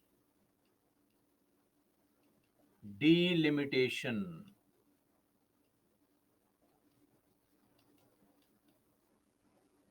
of constituencies. Remember? Delimitation. Somebody is writing clemency power. How to break somebody's heart. Please don't write clemency and all. It is emotional trauma for me. Okay, clemency is Article 72. Anyway, so delimitation, meaning drawing the boundaries. For that, we have a separate body called Delimitation Commission, which is comprising of independent people. Panchi Commission says, why should the state government decide on reservation? Why should the state government decide on the boundaries of ward, the boundaries of Gram Sabha? Article 82, which is for delimitation, should be implemented for the panchayats also. Meaning, delimitation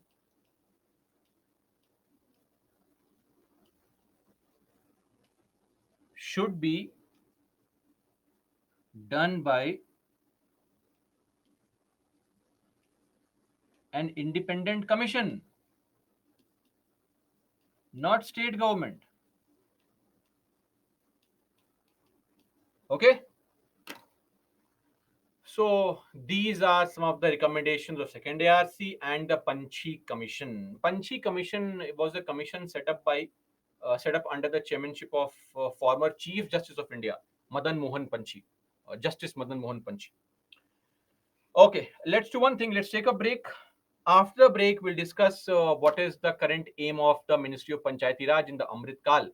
Just some points, around 10 points that you should remember. You can incorporate them in your answers, and that's it. We'll be done with the panchayats. Then we'll move on and understand the municipality, a very small topic. Then issues concerning municipalities. Okay, break please. Come back at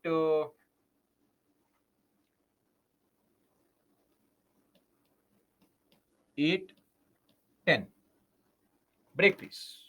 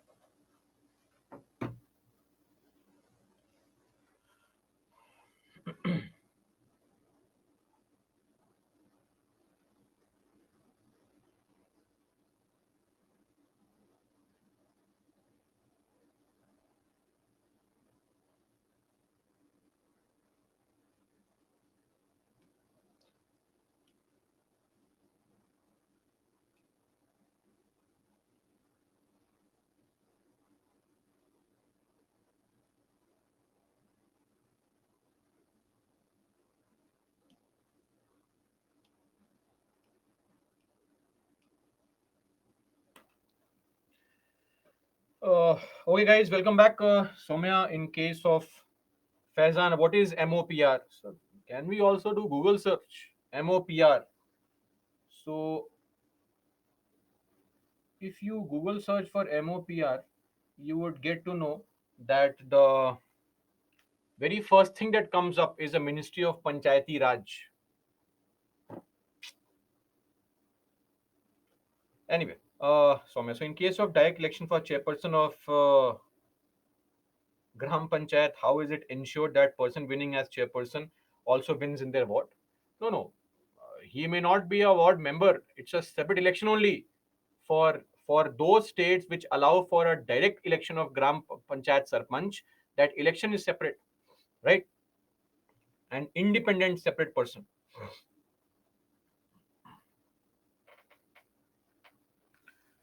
Uh, Pooja, what kind of questions? We'll discuss that shortly. Couple of questions being asked. Questions from this topic are largely asked along two lines: issues, suggestions. That's it. Mug up all the issues, the current initiatives, and suggestions, and we are good to go.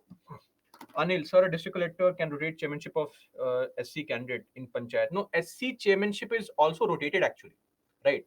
SC chairmanship is on rotation basis only.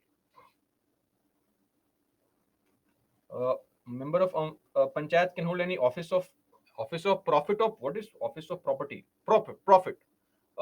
They can hold office of profit. Respective state governments can make laws to prevent such things from happening. Anjali, Padma Bhushan can be given to panchayat members also. It is not given or the criteria is not about panchayat members. The criteria for giving Padma Bhushan, or the Padma Awards in general is distinguished service. If you have performed distinguished service, that is sufficient criteria to give award these Padma Awards.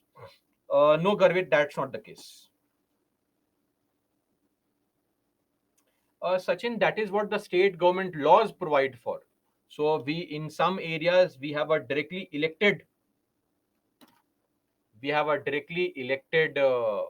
sarpanch. In other states, one of the ward members is made the sarpanch. Okay. Who submits ATR? The government submits ATR, and then the governor takes the ATR and commission recommendation and tables it in the legislature. Prashant, an IAS officer involved in election campaign. That is not possible. If he is involved in election campaign, then that person for whom he or she is campaigning is disqualified and can be disqualified for up to 6 years.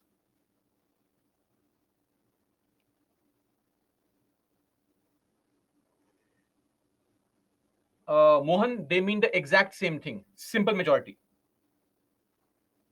No, Debsmita, they overlap. Tara, MOPR. Oh, of course, I was expecting this from you, of course.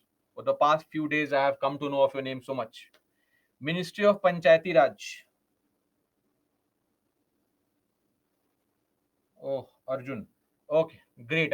I'm not sure if how to respond in that. Okay. So second question is how to tackle with our personal problem. What personal problem do you have? No problem is bigger than UPSC's problem. So I know easier said than done. That just focus on. No, Tara, it is not a compliment. You're asking a MOPR full form. I just explained what is MOPR full form. So as far as the personal problems are concerned, see, when it comes to any kind of issue that you are facing, the larger picture has to be clear. And let me just clarify one more thing here for everyone. There is nothing called motivation, not nothing called motivation, but a larger factor that will help you clear the examination is habit. You please make things a part of your habit than motivation. Don't seek motivation, make things part of your habit.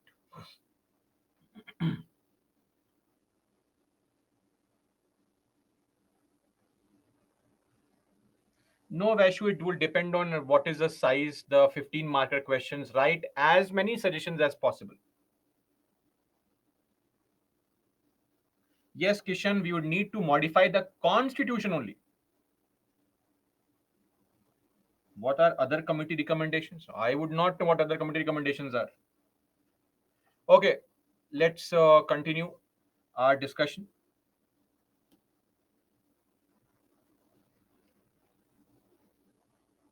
Yes, we have to learn these recommendations. Why are we studying these recommendations? Is it some kind of joke or what? Should we learn the recommendations? Of course, we have to learn the recommendations. Nothing we are studying here is a waste of time. Everything is important. Okay, so we know very well that it is going to be 75 years, right, of our independence.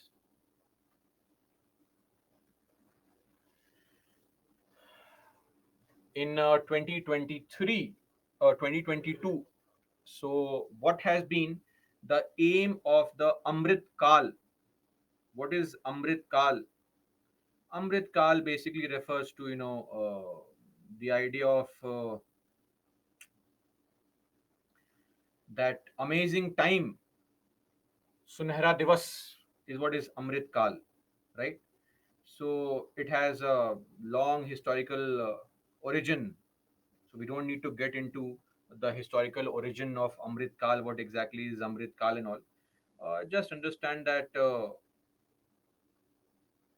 the time frame wherein there is the doors of heaven open to everybody, right? Doors of heaven open to all manners of people, not just the lords and gods, but also to common people, is what is called Amrit Kal, right? Anyway, for us, Amrit Kal refers to 75 years of independence. Let's come here, right? So that's it. Now, in this Amrit Kal, the golden era, now where good times for everyone, अच्छे दिन for everybody. Okay, it is largely a tool for public consumption. Enjoy these amazing slogans. So, in this Amrit Kal, the aim of Ministry of Panchayati Raj (MOPR), Ministry of Panchayati Raj, their aim is what? 10 aims, very easy to understand. You can incorporate these in your answers, in your introduction, in your conclusion if you want to. Vibrant Gram Sabha, meaning a vibrant Gram Sabha means to realize the dreams of having a Gram Swaraj. Gram Sabha should be functioning, right? Regular meeting of Gram Sabha members, it should keep on happening, all these things. Then there should be adequate devolution of 3Fs, and the panchayats have to attain the localization of SDGs. Then provision of panchayat secretariat, Gram Sachivalay, like you have the Sachivalay at the state level, central level, where is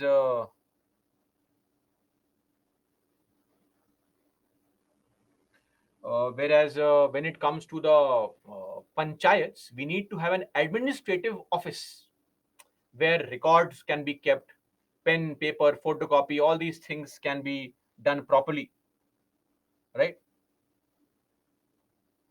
And then ensuring financial instruments to panchayats like market borrowing. So we should also encourage the panchayats to borrow money from market, raising some kind of bond, capital bonds, etc. can also be raised. Then strengthening of statutory standing committees. Yesterday I had mentioned some standing committees that there are Gram Panchayat, Committee on Development, Committee on Welfare, etc. So we have to strengthen those statutory committees to look into the performance of the functions of panchayats. This is just an aim. We want to achieve this in future. There is no exact data on what is the quantifiable data. This is just a qualitative assessment that in future we want to bridge the rural urban divide to ensure that ease of living and quality of life is in both the rural areas and the urban areas. Okay, then master spatial plan, spatial from the word space, space. for gram panchayats, clearly demarcating areas of agriculture, residence, markets, parks, water bodies, etc. Then adequate own source of revenue. So basically, right now the panchayats are heavily dependent on the state government, the central government for funds. We want to make them self-sustainable, OSR, own source of revenue. Then there should be effective disaster management plan for the gram panchayats, and we should have energy empowerment of villages through the gram urja swaraj. So basically, rural electrification, gram urja swaraj, rural electrification with the focus on renewable energy generation. So these are the 10 targets, so as to say, of the Ministry of Panchayati Raj. These are not quantifiable, right?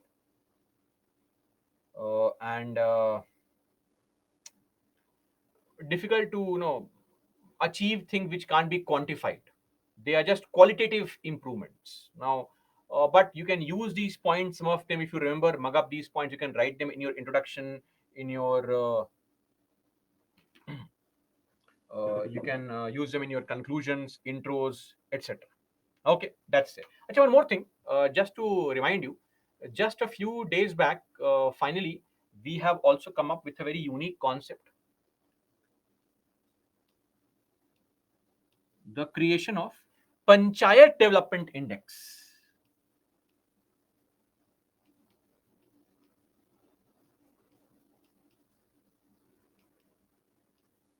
So now we'll have a Panchayat Development Index also. Basically, the task will be to assess the progress of local self governance in the country. LSG, local self governance. And what is going to happen is this will be done along the 9 themes we discussed earlier, along 9 themes. When the rankings come out after the entire survey is conducted, then we'll discuss the rankings also, or you can get those rankings in your current affairs monthly magazine also.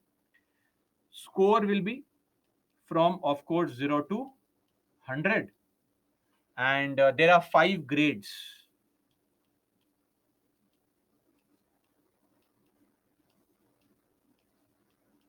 A plus, A, B, C, and D, wherein uh, there will be a concept of performance measuring what has been the developmental areas, and the top, excuse me. So, and the 90%, if you are scoring above 90%, then you are A plus. 75 to 90% A category, then 60 to 75 B category, 40 to 60 is C category, and less than 40 is D category. This is there with respect to the creation of Panchayat Development Index. When the index is created, it will be published in some monthly magazine of Byju's. You can mug up that information. This index will be done by, of course, which ministry?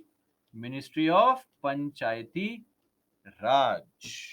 Okay, this will be published. Are you able to understand? Will be published. Once it is published, then we can discuss what is the ranking and all. Okay, that's it. See, Gyan, Citizens Charter. We'll discuss Citizens Charter when we study governance. So, in your governance module, you'll be taught about what is Citizens Charter. Okay, Citizens Charter is basically a list of entitlements of every citizen when it comes to delivery of public services. So, the promise of every government department and ministry of time-bound delivery of services. That's called Citizens Charter. That's a part of governance. You'll be discussing under governance. Okay. Solve this very, very difficult, extremely challenging question, which came in 2015.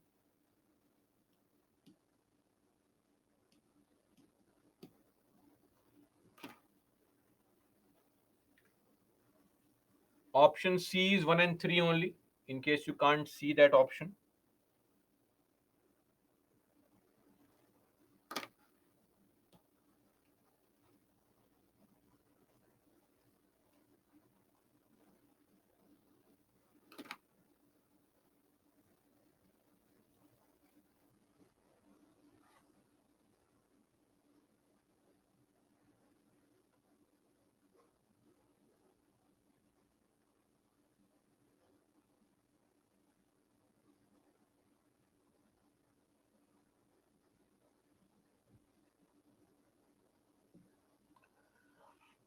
Okay,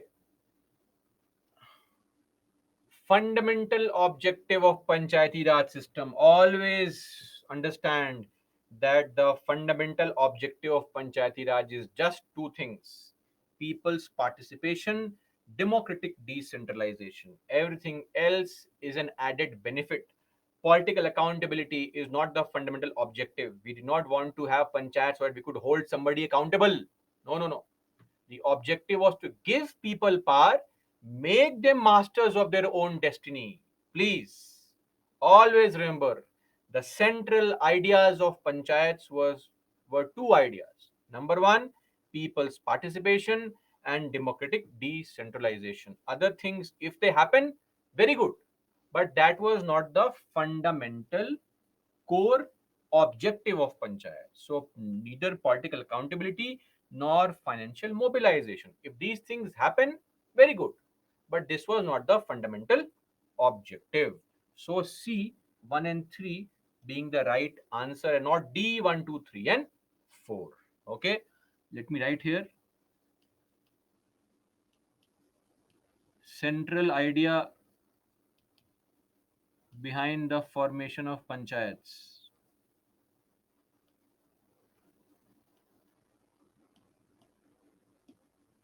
Number 1,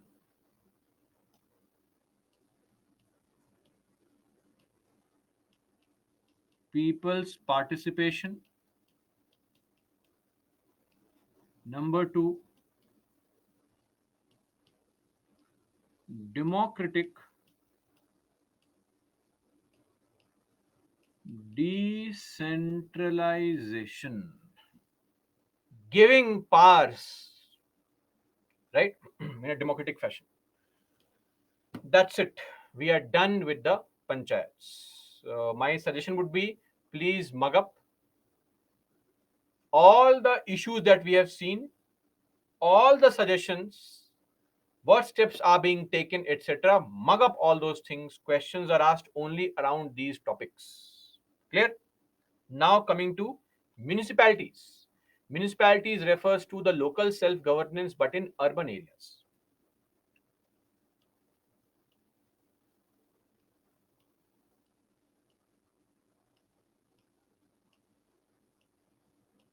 Local self-governance in urban areas.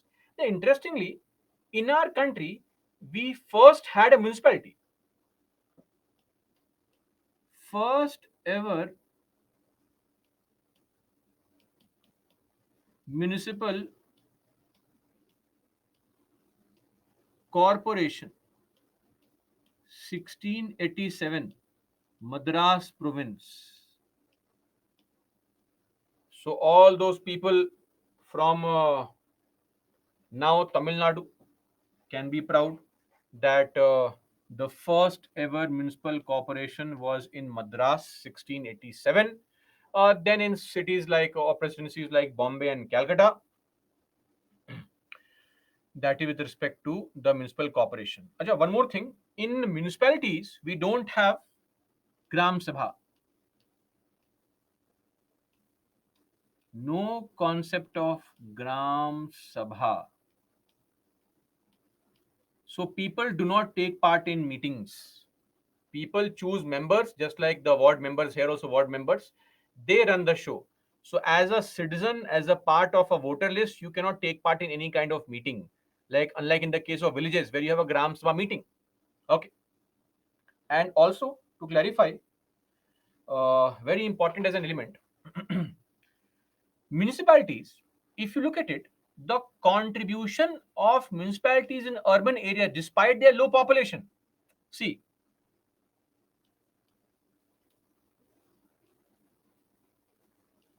urban areas. Just observe this.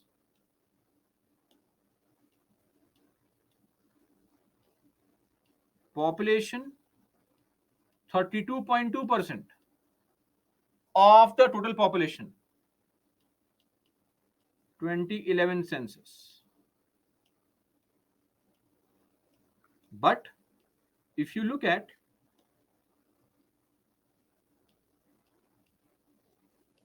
the contribution to GDP, which it is roughly 63%. So, despite being very low in population, the contribution to GDP is way more. And in fact, it will only increase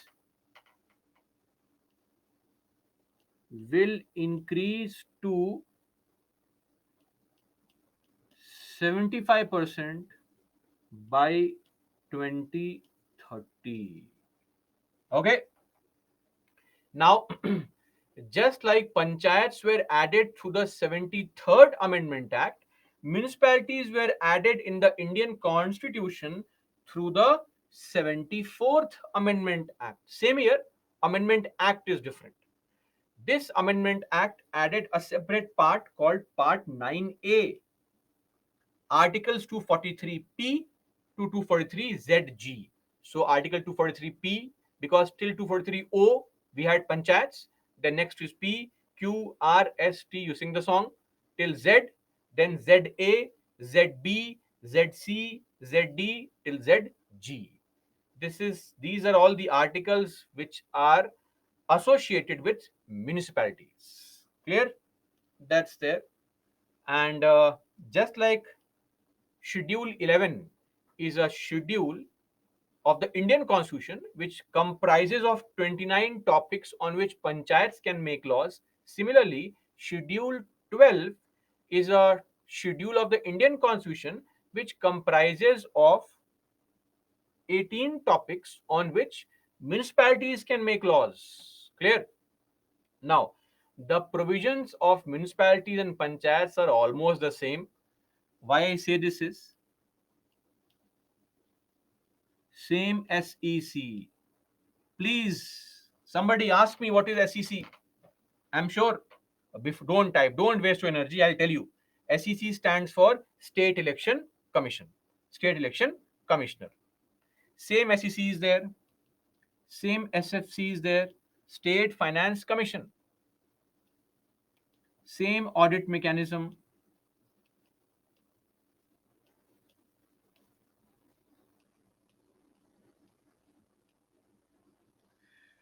Now, one thing that is slightly different is the reservation.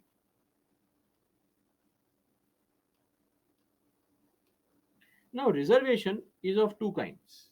One amongst chairperson, other amongst members. Members, it's the same.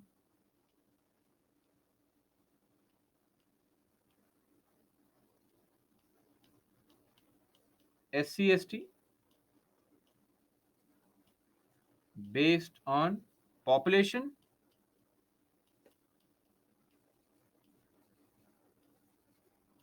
and women not less than how much? Tell me.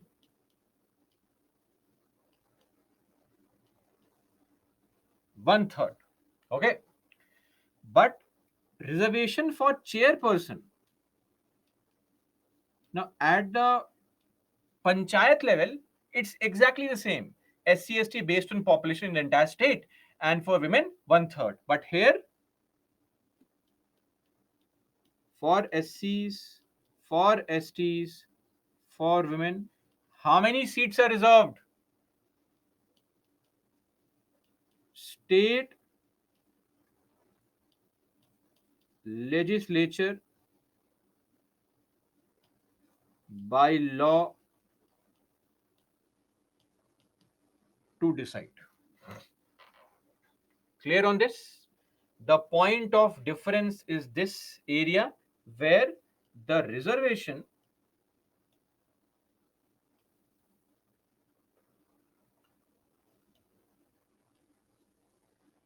with respect to chairpersons At the municipalities level, nothing is mentioned in the constitution. Respective state governments can make their own reservation as far as the reservation for SCs, STs, and women is concerned amongst the post of chairpersons. Clear? Now, what is the point of difference between municipality and a panchayat? The point of difference is the structure. There is structural difference. What is structural difference? In the panchayats are arranged in a hierarchy. How? You have, see, in the case of panchayats, at the top you have a district panchayat. Under every district panchayat, you will have something called an intermediate panchayat. Yes or no? Intermediate panchayat. And below every intermediate panchayat, you will have what?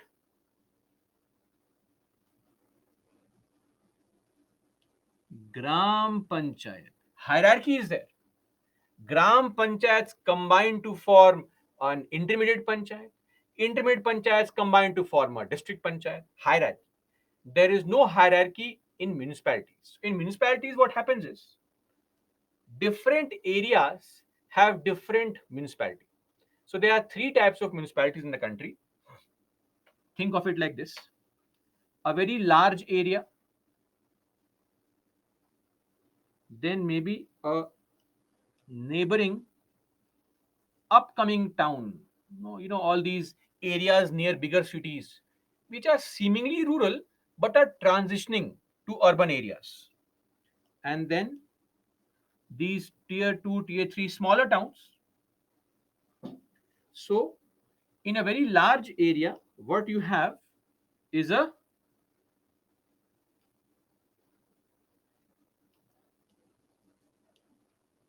municipal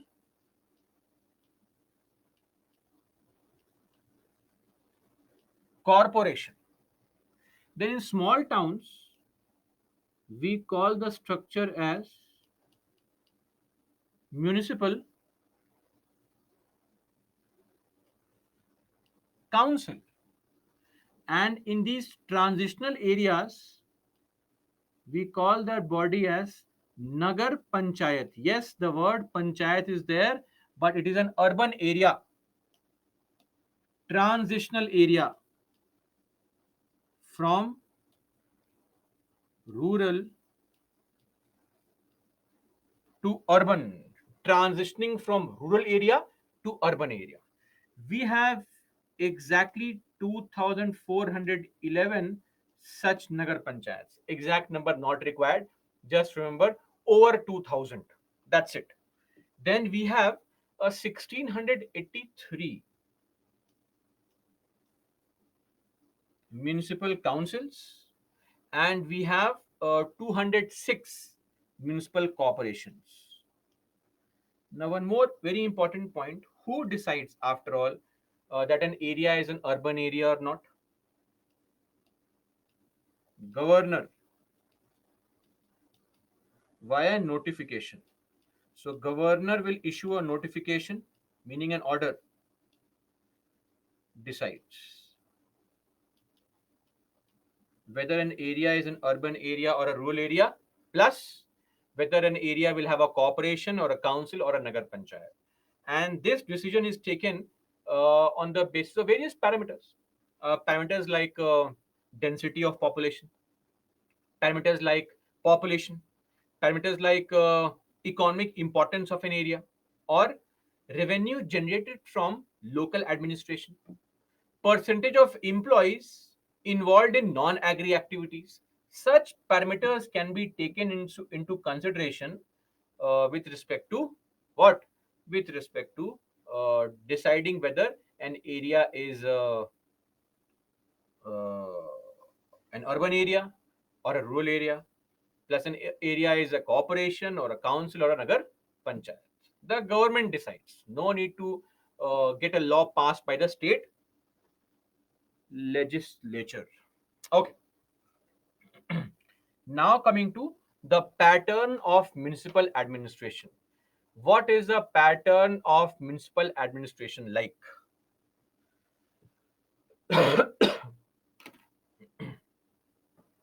Just a sec, guys.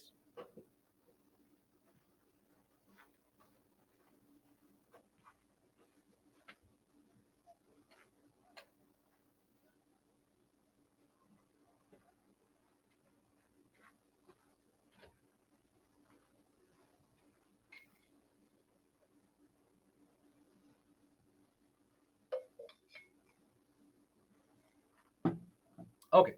So, a pattern of municipal administration. Same old story, even simpler this time. This is your city, your town, whatever.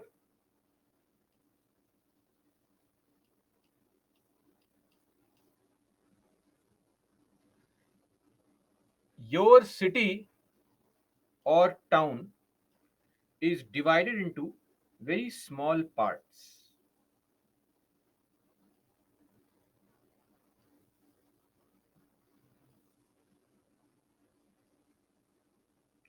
These small parts are called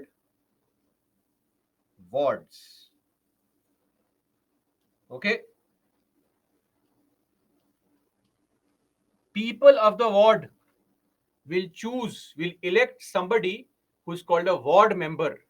In some cities, some states, you will call them councillor, some states call them corporator.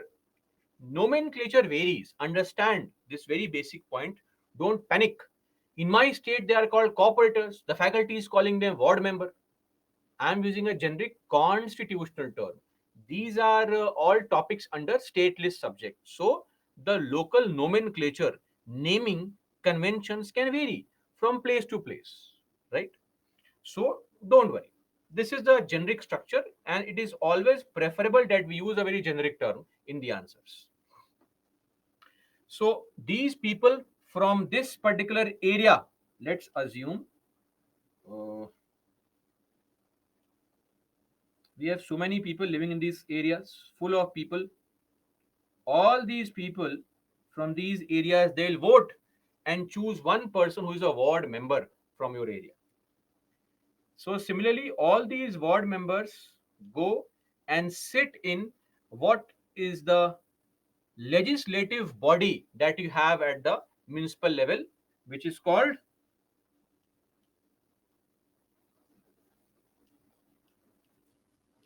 mayor in council, where you have a chairperson who is normally referred to as the mayor,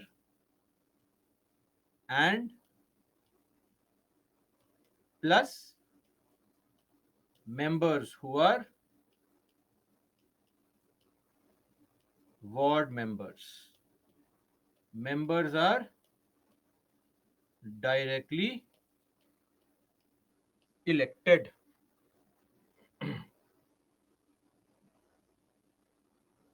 Okay, how is the chairperson chosen? Chairperson election decided by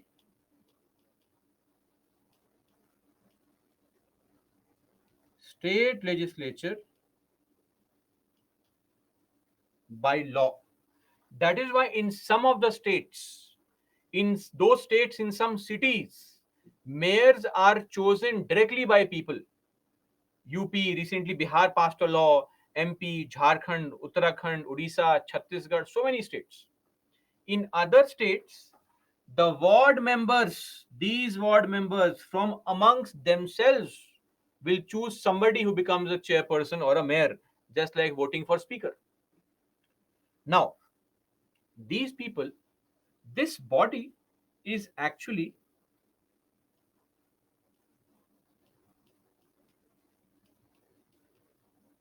the legislative organ of the municipality.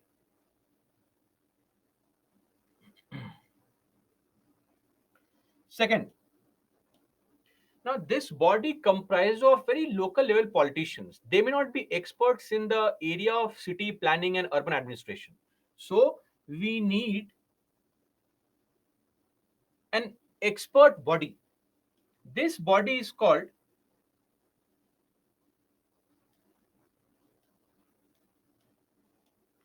we need an expert body. This body of experts is called a standing committee. Okay.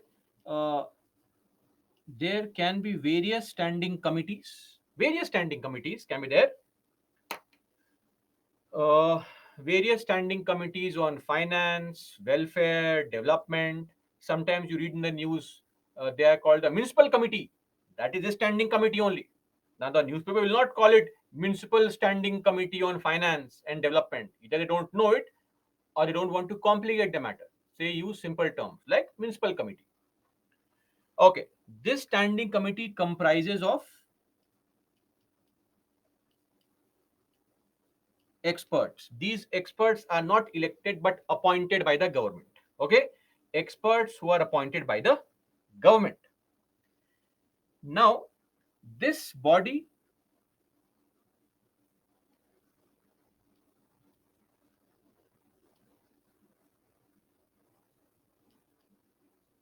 gives suggestions to the what? This body gives suggestions to the mayor and council on what ways to incorporate to improve the city structure, where to install street lights, how to install the drainage system, water resources, all such things. But eventually, you need somebody to implement all these things. That's where you guys come into picture. The municipal commissioner's office, Nagar Nigam. What is that? The office of municipal commissioner only.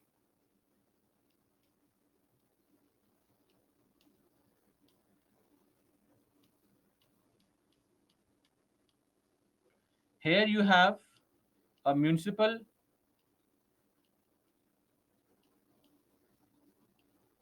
commissioner plus other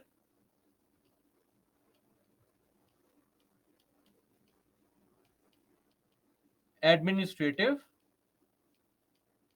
staff. Municipal commissioner is the IAS officer, right? Somebody like you. And municipal commissioner is the it depends. If it's a large corporation, of course a senior IAS officer. In a municipality and all, municipality is a reference to smaller municipal area which is called municipal council. In those areas, some junior IAS officer can become municipal commissioner. And administrative staff who are chosen by the state government through a very transparent examination conducted by the SSC, the Staff Selection Commission in your states, which are very transparent bodies, conduct exams in a very free and fair manner, no corruption there at all. That is the body which selects people. Okay, now comes the real catch. Who is the head of the municipal corporation? Tell me. Of course, you will say, sir, directly elected people, mayor and council, they are the head. No, no, no, no.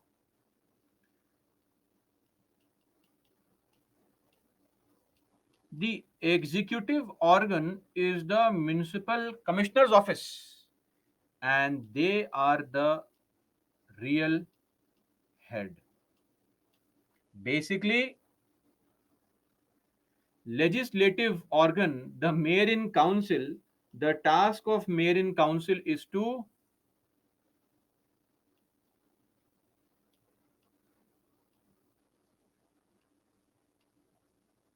give recommendations. Give recommendations to what? To the municipal commission's office, that this is our recommendation. Please install 20 street lights there. Please install 10 trees there. The drainage system here. That's what they do. You are going to be the real boss. This is a structure across the country. Now, in some small areas, wherein areas like some areas of West Bengal, you'll find that the mayor and council's advice is binding. They don't give recommendations, they give binding orders. The commissioner has to follow these orders. But in most other parts of the country, they only give Recommendations are never binding. So please don't ask me, sir, are recommendations binding? How can recommendation be binding? Advice only.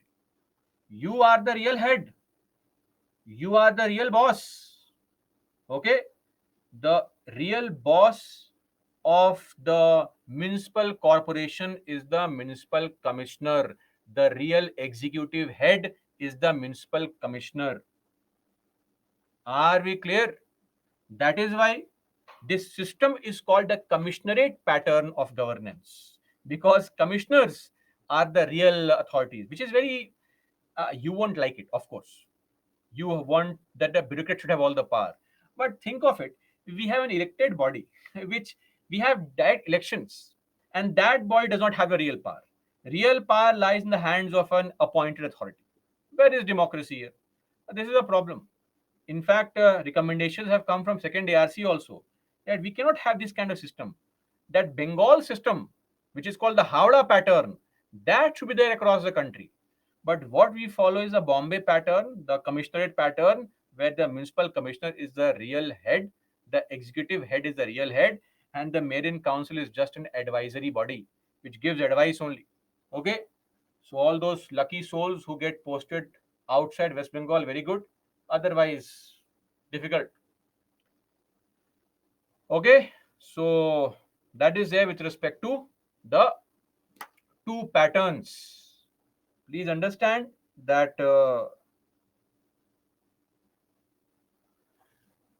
this is what is the pattern across the country, barring only one state, West Bengal, and that too not the entire state of West Bengal. In some parts of West Bengal, what is followed is the Howrah pattern, where the mayor in council is the real head.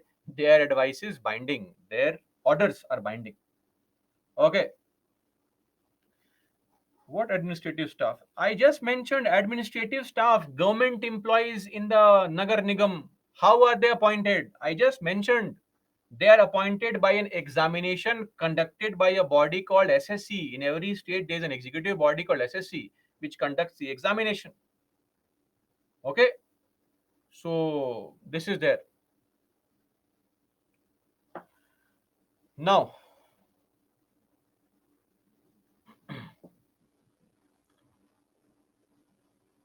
this system is there for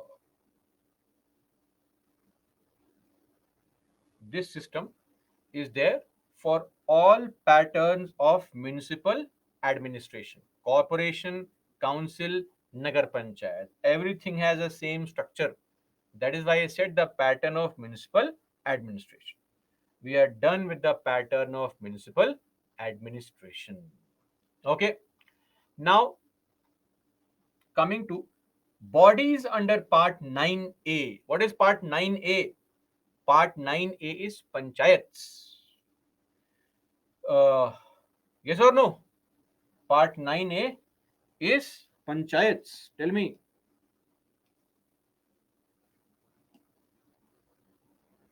Some of you are writing yes. Part 9A is not panchayats.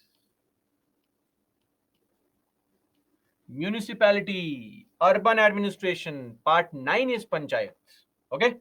Now, under part 9, you have only one type of body for self governance, which was called the district panchayat, intermediate panchayat, or the block panchayat, and the gram panchayat.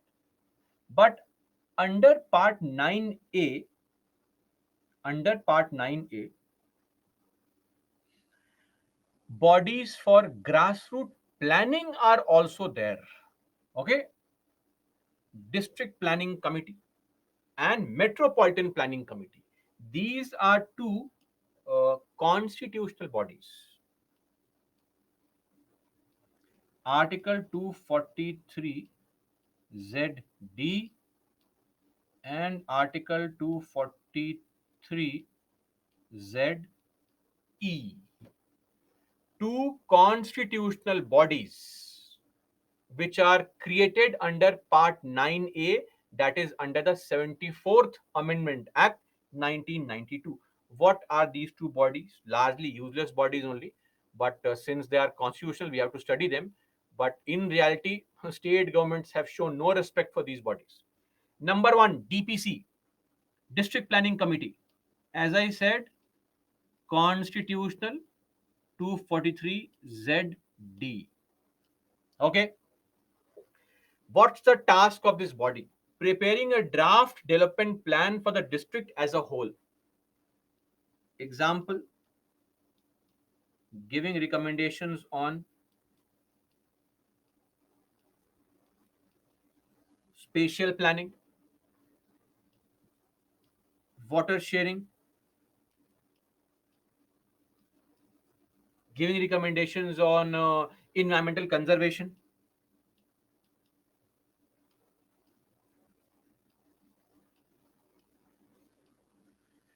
giving recommendations on how to incorporate infrastructural development, maintaining the physical resources, maintaining the natural resources. So, this is where they prepare a draft development plan on all these topics. And then, once the plan is prepared, they will submit the report.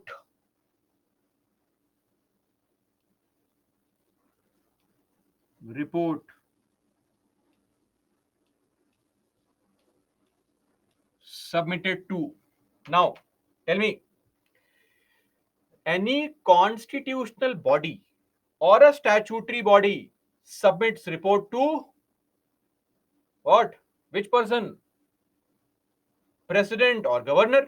At the center, president, in this case, the governor. This is the only exception. This body does not submit report to the governor. It submits report to government of the state. This is what is mentioned in the constitution. Now, since this article was added later on, we may call it a very honest mistake, an oversight, or maybe deliberately also. But this body does not submit report to governor, it submits report to the state government. Because when you table a report to governor, the governor has to table the report in the legislature. Discussions take place. When you submit a report to the state government, the government is under no obligation to table the report in the state legislature. That could also be a reason. Anyway, so they submit report to the state government. Now, this DPC comprises of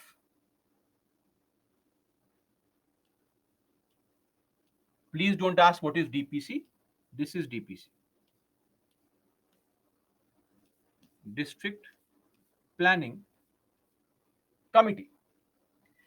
DPC comprises of two types of people, not good and bad. One is 4/5 of the members are elected by and from amongst the elected members of panchayats at district level, panchayat at district level, and also municipalities in the district.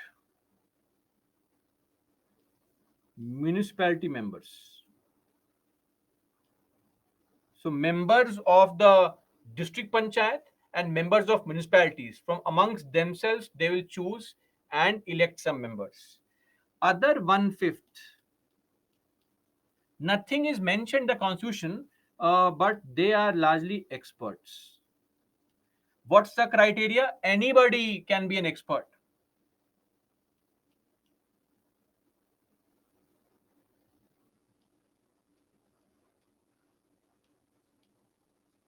Open to everyone. Politicians, ministers, etc., bureaucrats, anybody, right? Members of municipality at which level? How many levels are there in municipalities? Please answer this question. How many levels do we have in a municipality?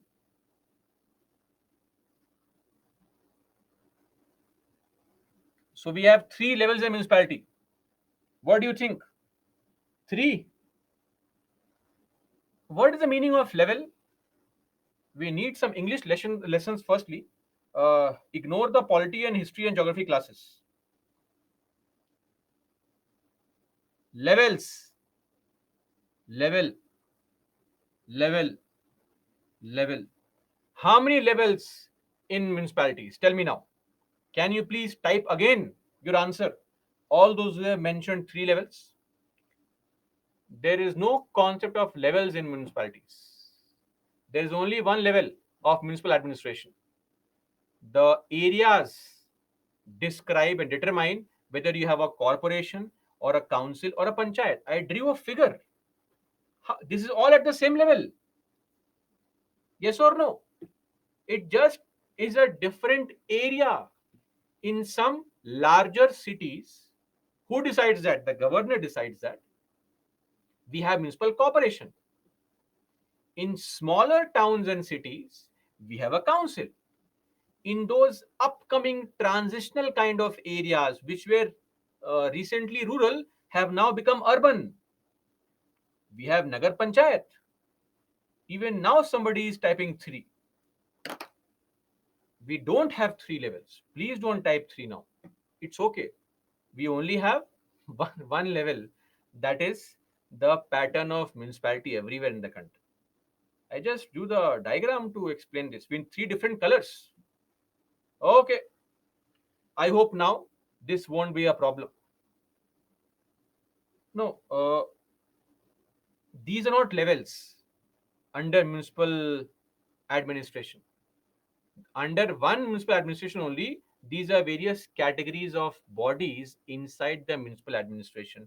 Don't think of these as levels. Okay, so somebody is writing levels, mayor, standing committee. You can create your own articles also in future in the constitution.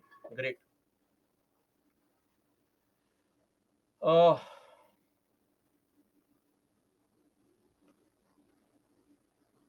that is why I have constantly ensured that the municipalities are at the same level. Do you remember in the very first class, there was a page where we had drawn and shown panchayats and municipalities. There also, municipalities had 3 blocks at the same level, whereas the panchayats had increasing hierarchy. You won't remember, long time ago. Who remembers 10 days back system things and all? It's okay. So I hope now you understand this, that the members of DPC are from the district level at the panchayat, and members of municipalities, basically the ward members. They will choose from amongst themselves. Okay, that's it. DPC done. MPC exactly the same. No difference whatsoever. Metropolitan Planning Committee. Which article is this? Article 243 ZE. Of course, their purpose is to prepare a draft development plan for the metropolitan area. Yeah, what is a metropolitan area? Any idea? What area is called metropolitan area? Tell me.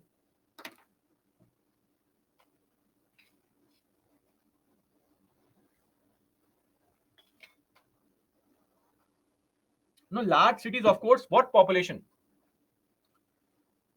Okay, some of you are mentioning it correctly. There is a population criteria actually. Metropolitan area is a million plus city, meaning every city which has a population of more than 10 lakhs. That is what is called a metropolitan area. Area with a population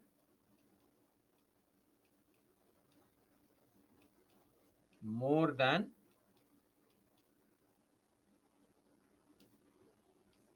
10 lakh.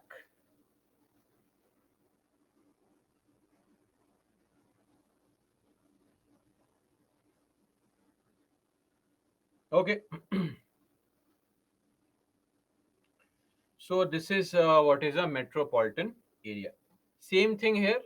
Reports are prepared, submitted to state government, special planning, sharing water, infrastructure development. Everything is exactly the same.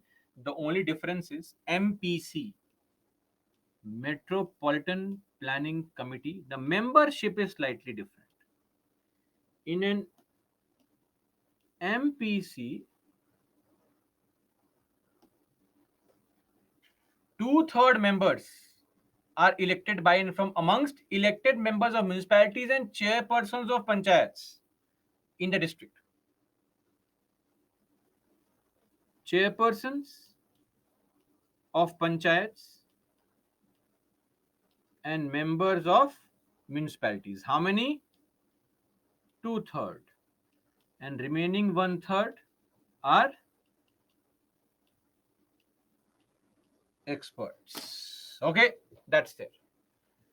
Metropolitan area definition is actually mentioned in the constitution.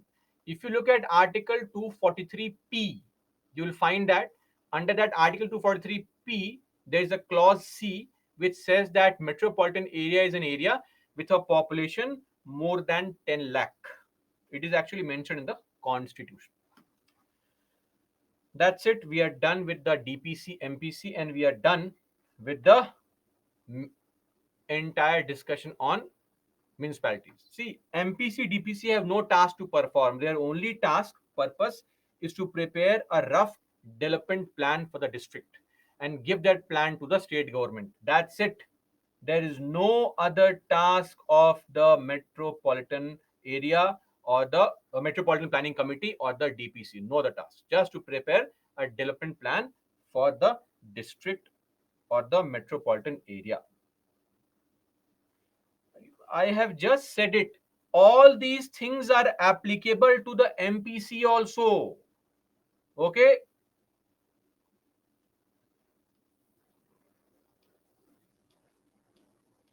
Report to government of state.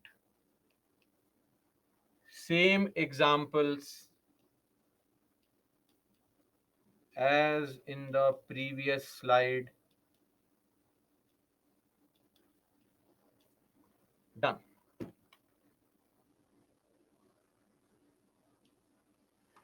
Now, please solve this question.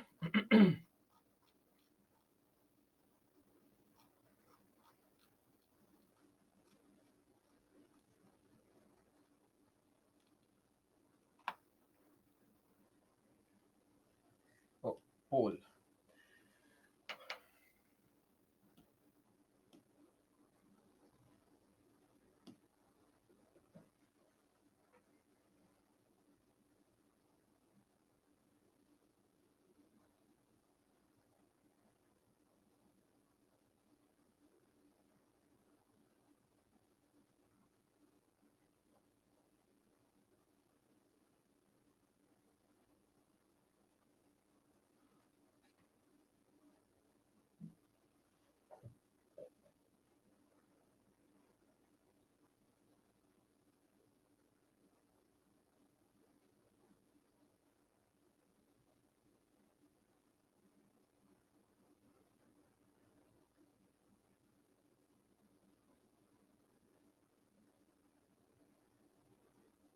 Okay.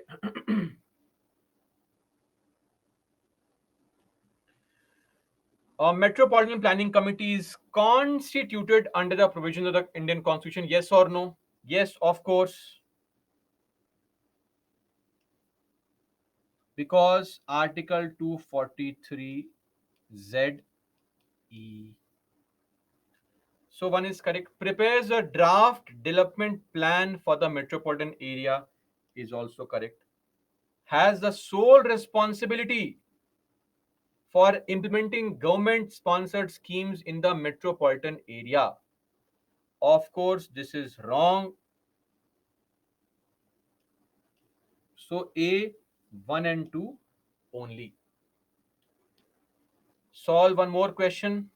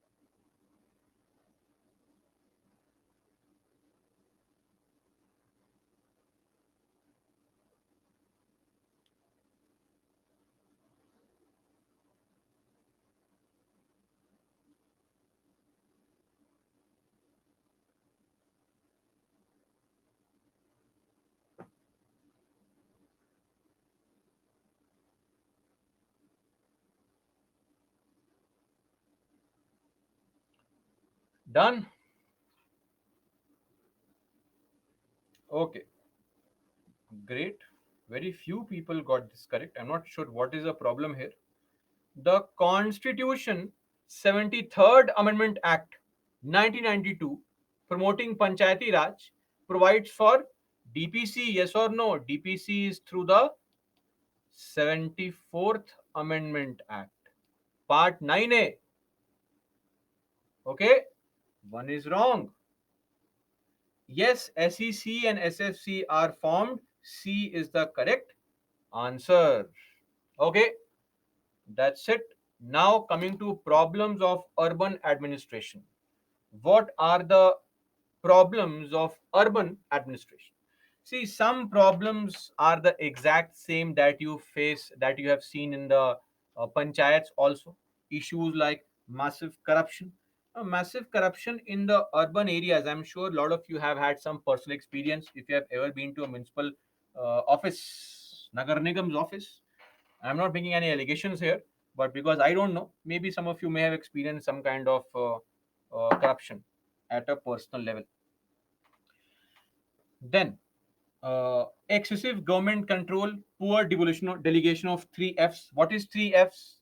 I hope I need not mention and explain that again. Three Fs stands for funds, functions, and functionaries. Then, inadequate capacity building of local body functionary, meaning inadequate training of local body functionaries.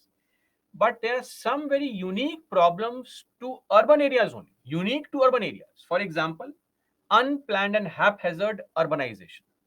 So in our country, cities were never planned. Cities just grew. An area of industrial growth and development, people kept on coming to those cities, and the city kept on increasing in size, kept on increasing in size, eventually grew, right? So, because of unplanned urbanization, there are some problems like increase in slums, right? Number two, with that, we also have issues of infrastructure problems,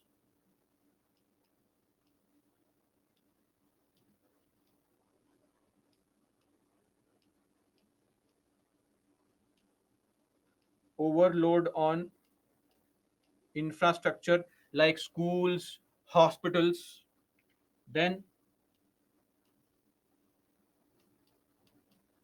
pollution, air pollution, noise pollution, then problems of sanitation, hygiene,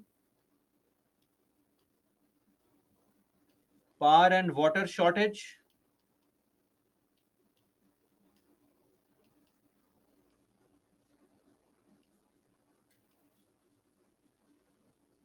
rising levels of crime. All these are issues, right? Traffic congestion in bigger cities, a very unique problem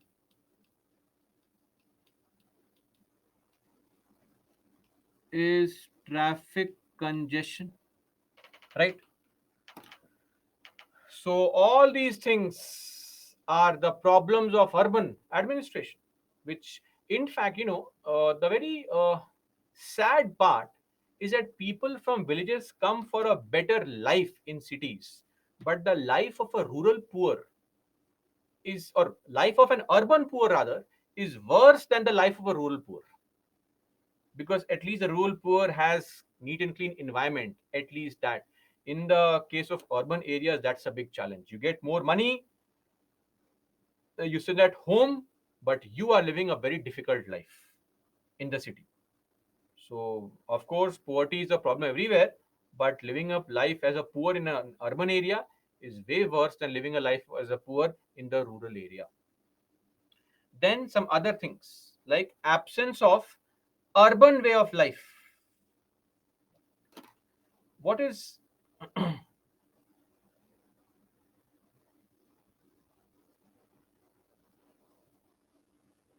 urban way of life? Urban way of life refers to uh, the idea and the belief that people in the urban areas people in the urban areas are more knowledgeable. At least there is an assumption that because of high literacy levels, the awareness would be more. That's a belief. But sadly, that's not the case. I'll give you a simple example. Whenever all these elections take place, before the elections, all the news walas, they'll go and, even the YouTube news channels nowadays, they would go to people and ask questions. Tell us, what do you want? What are your expectations? People in big cities, Bombay, Delhi, right, Bangalore, big cities, Chennai, they will make all these statements that we want power, roads are not clean. What will the CM do with that? What is the PM's task in this? I mean, you have your expectations misplaced completely. Expecting the MP or an MLA to perform those tasks, which are actually the task of municipal corporation. So, when you want these things to be done properly, a more informed citizen would focus on voting for the ward councillor, the corporator, the ward member. The election where we don't go and vote is a person who is actually responsible for delivery of these kind of things. But we have no idea.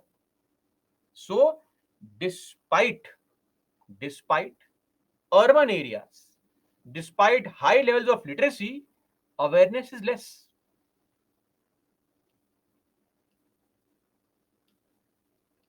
Despite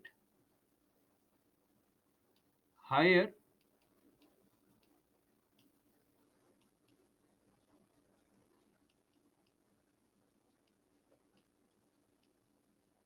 awareness is less.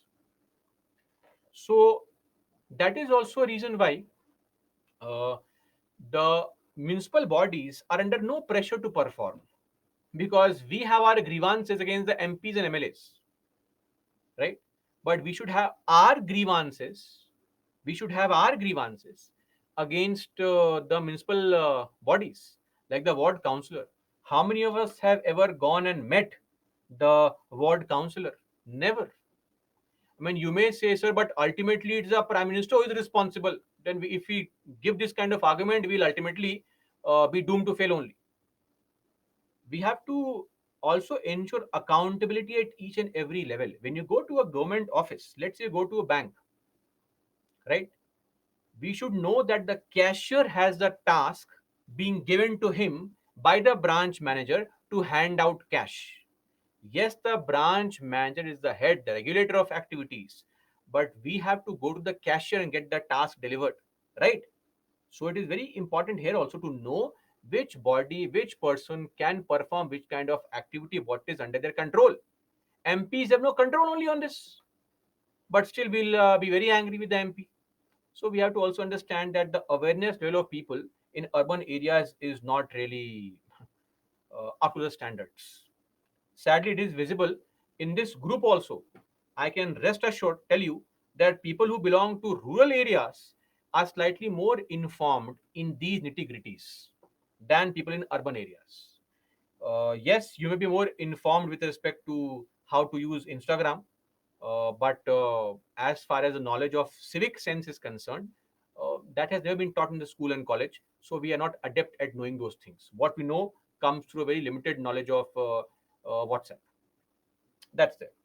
Now you are by far the most informed people in this country. Top 10-15%, 10-15% people of this country. Trust me, that's the reality.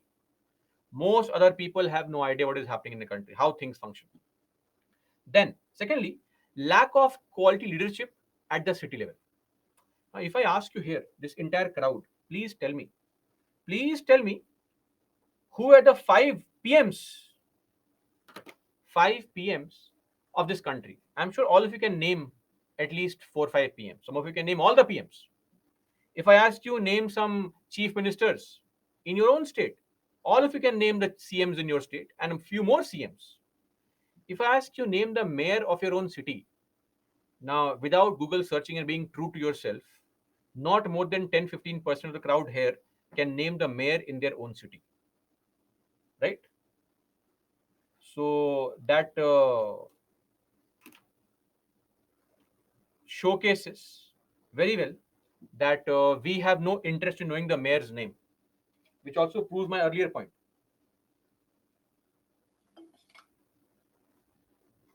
And you're not at fault. The problem is that these mayors have done nothing to prove that they exist, they perform. Because the post of mayor is always seen as some stepping stone to higher levels of politics. If I'm a mayor, my next task is to become what? Get a ticket for MLA. Next target, get a ticket of MP, become minister, CM, PM. That's your target. The city has never been given a true sense of leadership through a proper mayor. Because mayor's posts,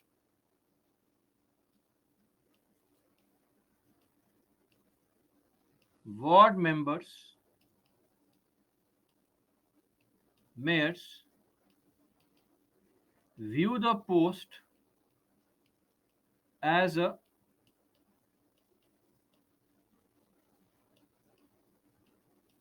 stepping stone to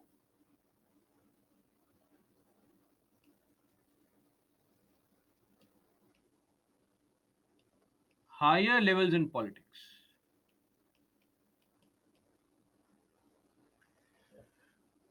Okay. Then just to summarize, see, existence of parallel bodies here also, same kind of parallel bodies function here also.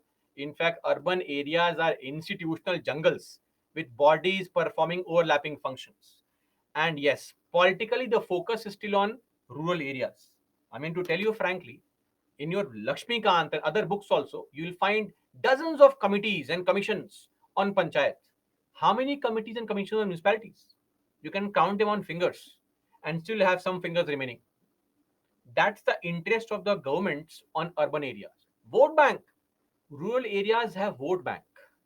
So historically also, and for UPSC also, most questions in UPSC are asked either from general local self governance or panchayats, being specific.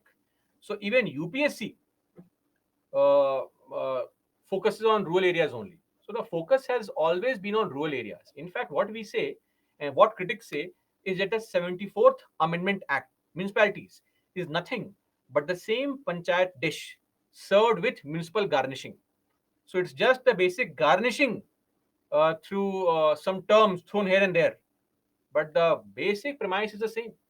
World over, we are trying to bridge the gap between rural and urban. In India, we still treat rural urban divide very strictly, separate levels of governance. That's there. So these are the problems of urban administration. Let's end our discussion here only today. Tomorrow we'll take up for discussion the second year's recommendations. Very few topics remain. Then we'll discuss the 15 Finance Commission recommendation, and we'll be done summarizing our significance with respect to the panchayats and municipalities, some questions, and then we'll start our discussion on judiciary. Okay, that's all for me, guys. Jai Hind. And the task for tomorrow, I believe now you know the task for tomorrow. Okay, firstly, the leaderboard. Show the leaderboard. Oh, finally, Naveen and Rishabh, the only two people remain at the top. I think we had 8 questions maybe today, so all 8 correct. Then Kirtana, Tejinder, Khushi, Elon Musk. Oh, Elon Musk. Architas, Rakshit, Madhumita, Sanskar, Sainath Reddy, Nandini, Deepesh, Shreyank, Alenta, Nirbhay at rank 3, then others at rank 17 with 6 correct, so on and so forth. See the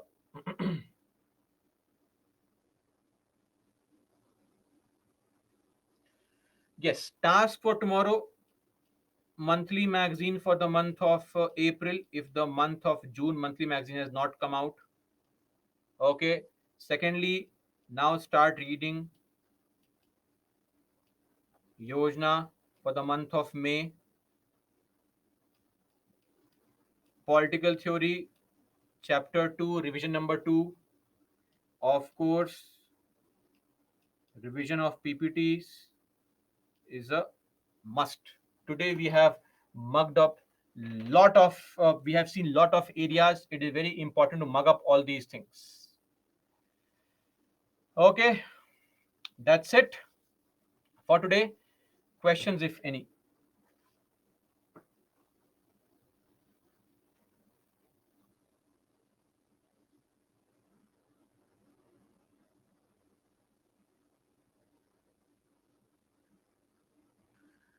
Kambapati, there was a part 9 which was repealed.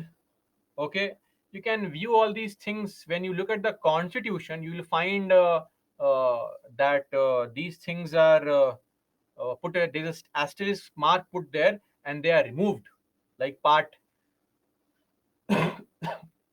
7, etc. Right? So some things have been removed, some have not been removed. So you'll find all these things there in the constitution with a star mark, and below it is mentioned it was repealed, removed. Then some things are added, called inserted. Some things are replaced, called substituted.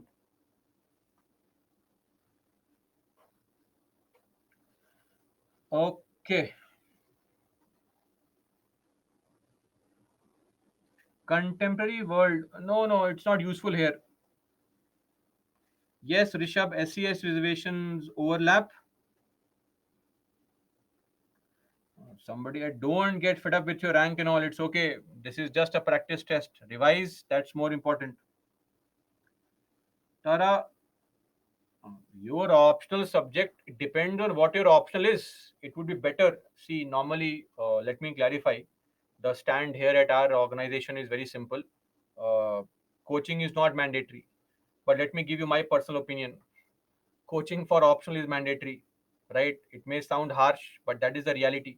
If somebody is helping you out by explaining all the things to you, it saves time. Yes, it may not be mandatory if you want to clear the exam in 10 years, but these things are mandatory. It's very high competition amongst very few people. Take advantage of all these things. Go and get some coaching from uh, on your optional subject. That would be a better way rather than randomly searching for information on the internet. Who is asking ideal time? No ideal time right now. Just write the answer. Time we'll think of after 4 5 months of writing answers. Anyway, ideal time would be under 7 minutes and under 10 minutes. That would be an ideal time. Okay, for all these questions. See, when we talk about second ARC recommendations, why have they not been incorporated? On most occasions, it would be a challenge of either modifying the entire structure. Sometimes some recommendations require a lot of funds. Sometimes the government finds it practically difficult to implement recommendations. Sometimes the government does not want to give up power, so it does not implement recommendations. Yes, Shariful, that's correct. Municipal corporations largely, we'll discuss that tomorrow. They depend on funds from the center also, from the government also.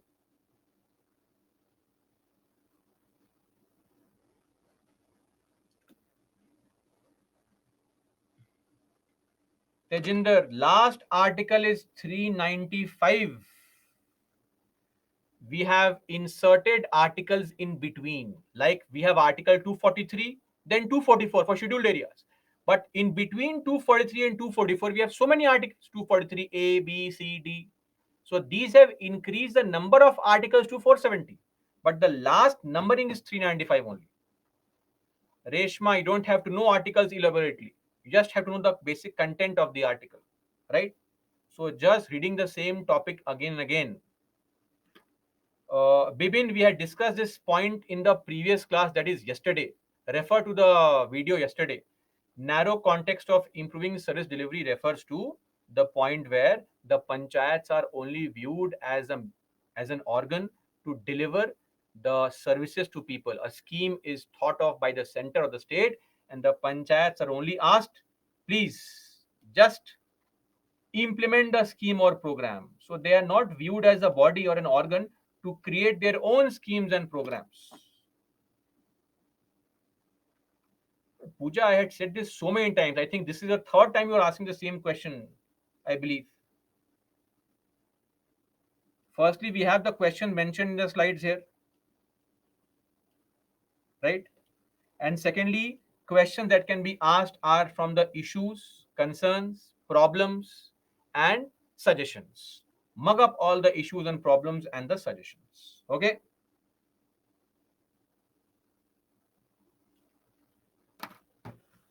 Leakage of money, corruption, it can be controlled by number one, making things online, preparing everything online, updating things online. Secondly, strict mechanism of penalties and all. Largely, corruption as a issue will be covered in your governance classes under various laws. And secondly, corruption under ethics also. Okay, why do we have corruption? What is the definition of corruption? How is it measured? Social, economic, all these implications of corruption. Okay, so no, Lakshmikant may not be mandatory for 2024 or any year. If you can mug up the slides properly, Lakshmikant is just an 8 in addition. In case you want to read the book, you can read the book. No problem. That's all for me, guys. Let's meet tomorrow. Please revise, follow the tasks allocated to you, and you will be good to go. Okay, so till then, that's all for me. Jai Hind.